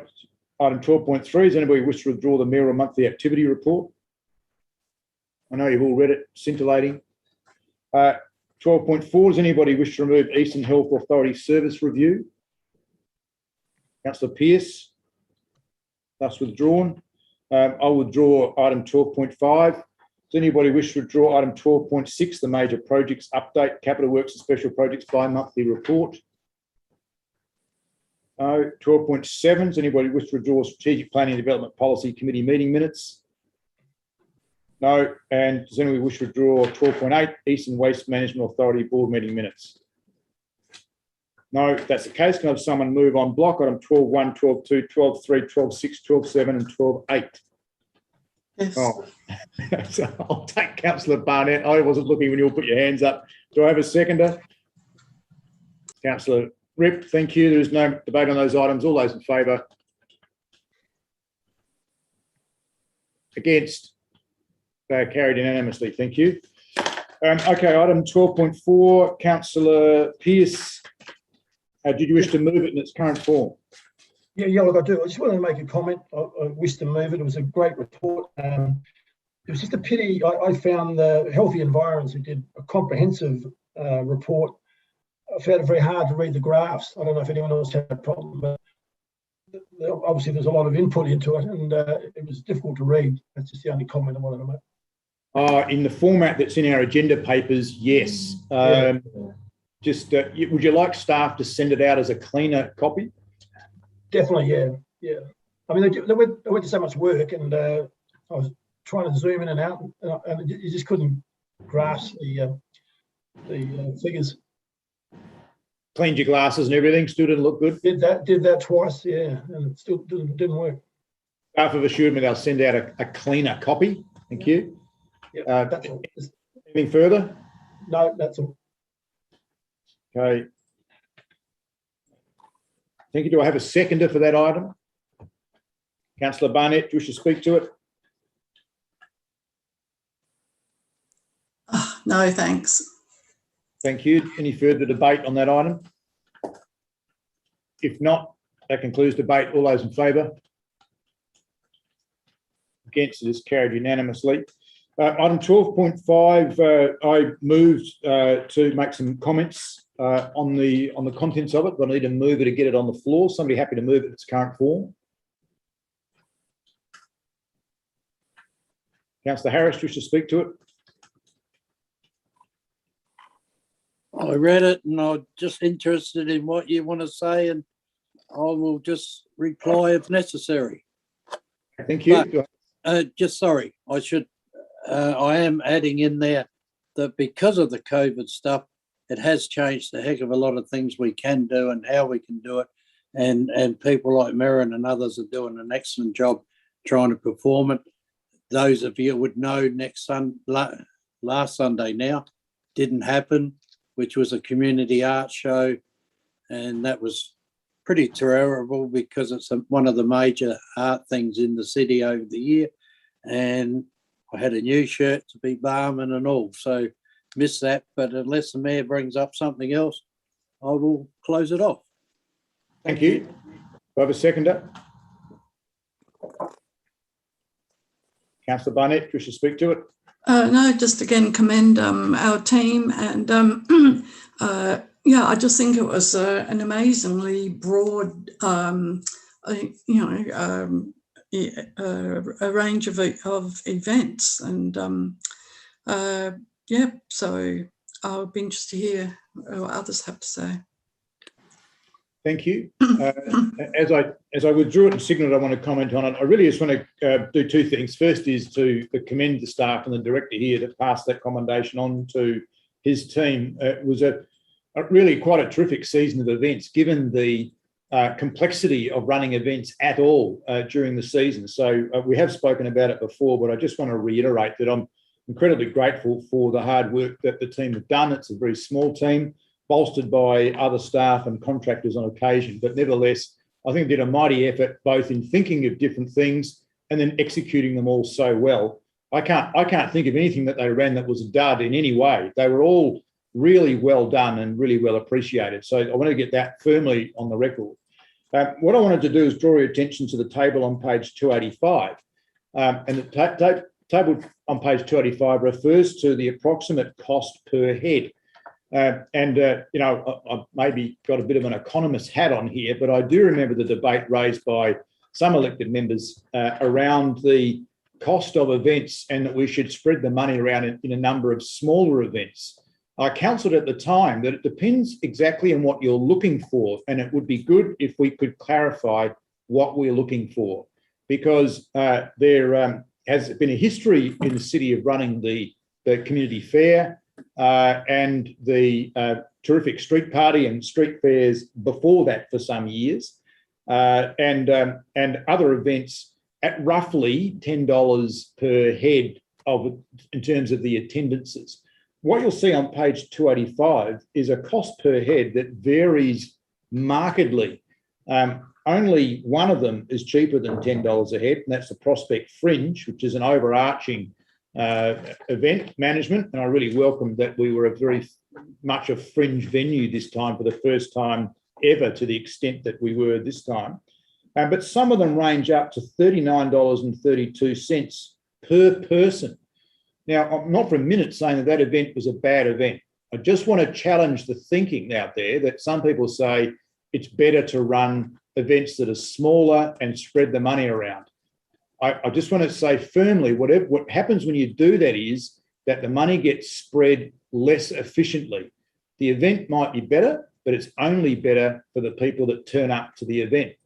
So this is a dilemma for us, and I think we need to challenge ourselves around policy here and try and guide the staff as to what we want them to do in terms of putting up events.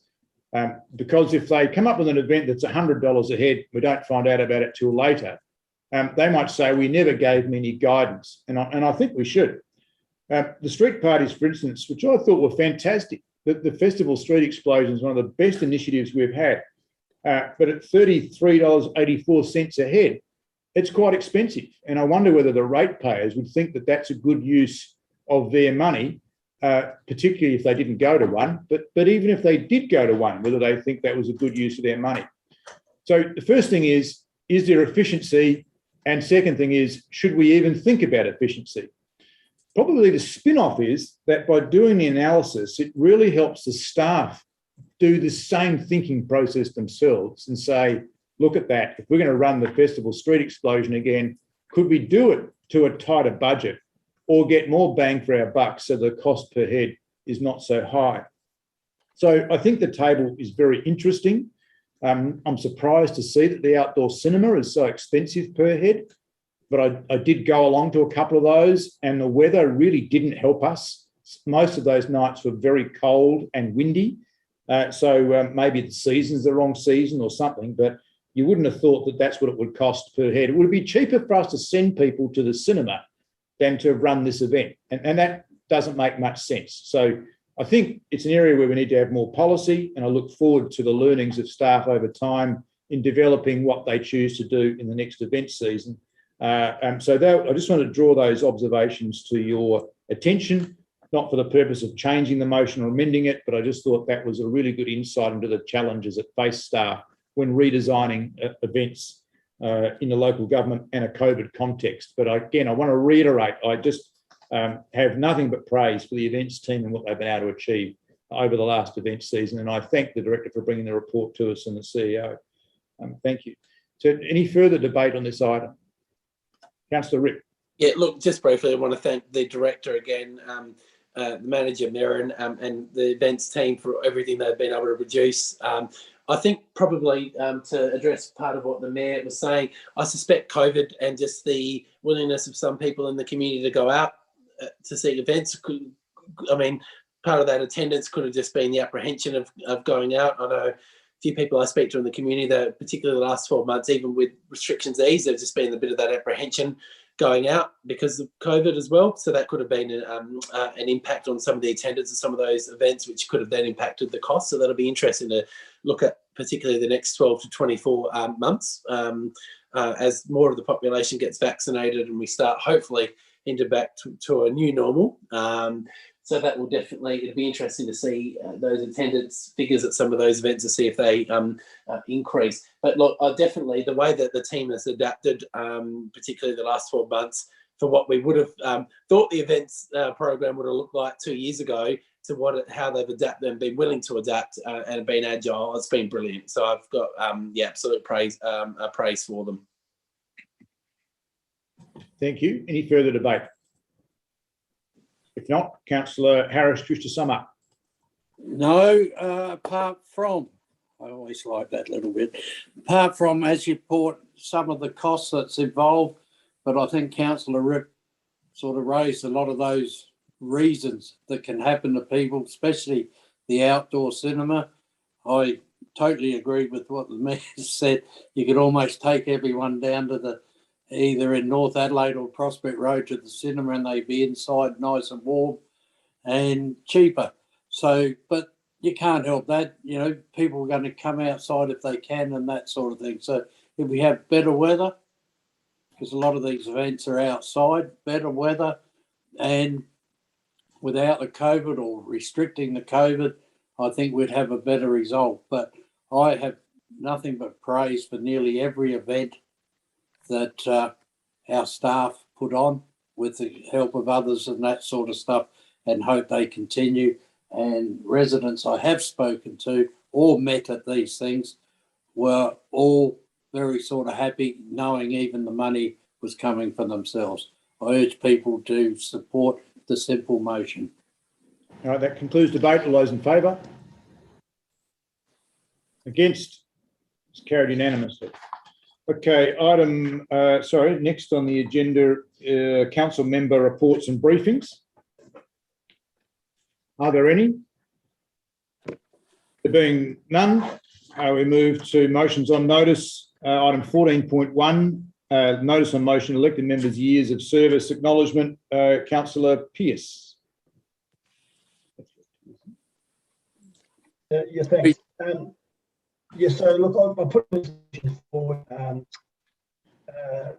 during my small time on council. I realised the amount of hours and effort you've got to put in, and came my attention on these three people that needed some acknowledgement. So I'll read out briefly that I acknowledge the years of local government service of Mayor Lachlan, Councillor Christina Barnett and Councillor Aaron Harris in a formal manner, and I want to talk about that later. The method of acknowledgement to be determined. The thing is that these three people, David's now in his 19th year possibly. Christina 29 years, and Alan 22 years. And it's just a significant amount of time. Like I said before, my 3 years feel like 30 already, and it's a tremendous effort, a lot of dedication, a lot of hours. Clearly, they are passionate about Prospect, and that's felt by a lot of the community that I talk to, that recognise the amount of work they do. So it's a unique contribution, and so I put this forward as a motion. As I said, the acknowledgement, how are we going to do that? And as I said, in a formal manner, I don't just want it to be a thank you and you know, give them a plaque or something at some event. I really would like to see, and I don't know how or where, but like if we're going to spare roads or lanes or parks that haven't got a name at the moment, I think it'd be worthwhile that we do find something, and that their names are there significantly for forever, for the contribution they've put in. That probably wraps it up. Thank you. Do I have a seconder? I know two people that won't be, but other Councillor De Backer. Yeah, I'll certainly support the motion. I think it's a really good one, Councillor Pearce. I think quite often we're so busy doing the work that we don't stop to appreciate those that have gone before us. And certainly I'll speak to, I suppose, specifically to Councillor Christina Barnett and former Mayor, Councillor Barnett.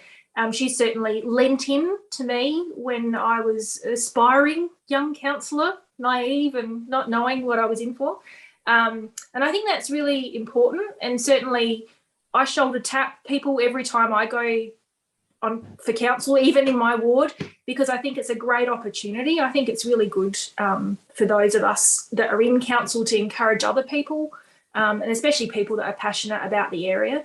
And certainly with Mayor Lachlan and Councillor Alan Harris, the dedication to the role, it goes above and beyond. So, I mean, we wouldn't have the kind of place we have without such a just a note, though, we do have naming policies. I think you'll find that the elected officials are not part of that policy.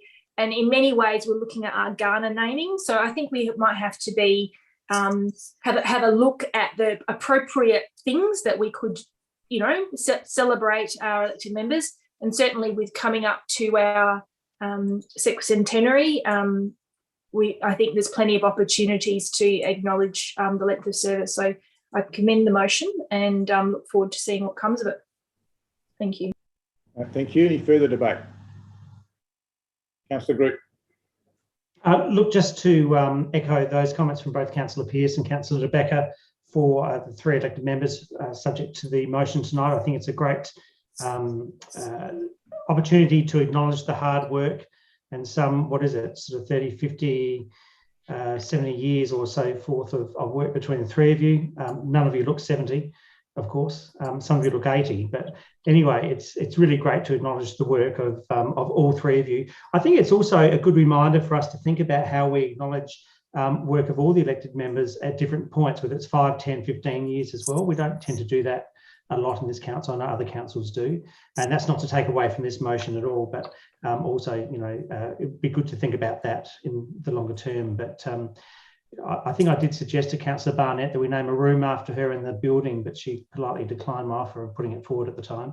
Yeah, congratulations to all three of you. I think it's an amazing effort, and certainly will be supporting the motion. Thank you, Councillor Pearce, for bringing this to us.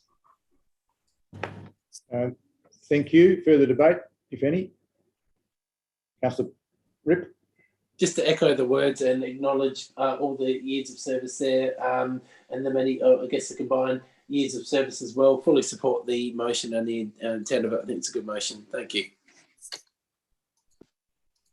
Thank you. Look, I'll speak briefly in this matter because I'm named in it. I understand that there is a process for Councillor Barnett to be recognised with 30 years service by the LGA, which is absolutely appropriate. And Councillor Barnett, I think, received a 25-year service award as well. Councillor Harris absolutely should be nominated for a 20-year service award for consistency at the very least. Myself, I'm not eligible for 20 years. And if I get tossed out at the next election, I'll finish up with 19.6 years or 19.5 years, which would be pretty funny. There's no certificate for that. I'm just a bit embarrassed about this debate tonight. Thank you for those who have spoken in favour of long service, and I particularly acknowledge Councillor Barnett and also Councillor Harris. But Councillor Barnett does a huge amount of work around the place and has done ever since day dot. Councillor Harris has run history tours for kids. Is one of the things he loves to do. And he's done that for an enormous amount of time with no thanks or recognition from us. There's a whole heap of stuff that people do, and all of you do, outside of council. So it's always hard to work out how do you recognise everybody for what you're doing. And then, of course, there's all the community service awards we give to other people and the Australia Day awards we give to other people. So it's probably an area, and I think a couple of you spoke to this, where some policy would be a good idea, because we're not going to nominate ourselves for community service awards easily, unless it's through something else we do. We're not going to nominate each other for an Australia Day award easily. So what does that mean? And I don't know the answer to that, but I just want to say I'll be embarrassed if the debate moves that way tonight, because I'd feel like I have to leave the room. But I'd be really encouraged if the CEO came back and said, you know what, you need policy, and let's work out how we work towards policy in this area. Councillor De Backer's quite right. The naming policy doesn't make mention of really long-serving elected members, but we have a number of things named around the city that were named after the initial city office bearers here. So you'd have to ask yourself, well, why wouldn't you at some point? But again, you need really, really good policy, because we don't want the, Christina Barnett broom closet as some sort of memory of Councillor Barnett's service. It would be completely inappropriate. So somebody needs to work this out. And I'd really encourage, because of the way the motion's been put to us, where it says in a formal manner, the method of acknowledgement to be determined, it leaves it open-ended. And that's not a criticism. I think that's the right thing to do, and to enable there to be some discussion around it. So I look forward to there not being discussion tonight around what that might mean, because I'll have to leave the room, but that the CEO would listen to this saying, you know what, I've got to start a process here to make sure this is done properly. But just to conclude, there should absolutely be a request for Councillor Harris to get a 20-year service recognition from the LGA, because we know right now that is available. Thank you. So any further debate on this item? Councillor Harris. I'd just like to thank Councillor Priest, and in the next 12 months, I'll teach you how to spell my name properly. Thank you very much, mate. I think it was Councillor Pearce, Councillor Harris, who said that. Oh, I even got to right. I blew it, didn't I? Thank you very much. That's very funny. Never heard of a Councillor Priest, have we? Any further debate? Yeah. Any further debate on this matter? If not, Councillor Pearce, would you like to sum up? Yeah, sure. If you left on 19 years, Dave, was not too bad. Don Bradman finished on 99 as an average, so don't feel too bad about that. I think, look, everyone's expressed their views, and look, I didn't know, as Alison pointed out, that there's formal ways of doing it, but I guess moving forward, we need to, as David said, perhaps the CEO needs a formal sort of situation to sort of work something out, I think. Pity Christina didn't take up the room idea. That would have been one out of the way. But, so I guess we leave it at that the CEO, perhaps we do a formal process to acknowledge this length of service. Thank you. That concludes debate. All those in favour? Against? Is carried unanimously. Thank you. Item 15 is questions with notice. We have a question from, so it's not on here, but I'm aware it is Councillor Harris has asked the question. Is that correct on the number of verge development applications to plant lawn? Correct. Yes. Councillor Harris. Oh, sorry, I thought you weren't allowed to speak to him or do anything. I'm happy to read the question and read the answer if that makes it easier for you. Well, it's easier because you're in a little box and I'm here at home. Yeah, actually, you all look like you're little boxes to us at this end. But it's the world as we know it now. Question was, in the last 2 years, how many singular residence properties have applied for council for verge development applications to plant lawn at the front of their house? How many have been approved and rejected? Again, in the last 2 years, how many residents have had legal or other action taken against them with respect to lawn plantings? If we have, what is the action we take with respect to lawn plantings? The response has been provided. In the 2019-20 financial year, council received 14 applications, 12 of which were approved, 2 of which were withdrawn.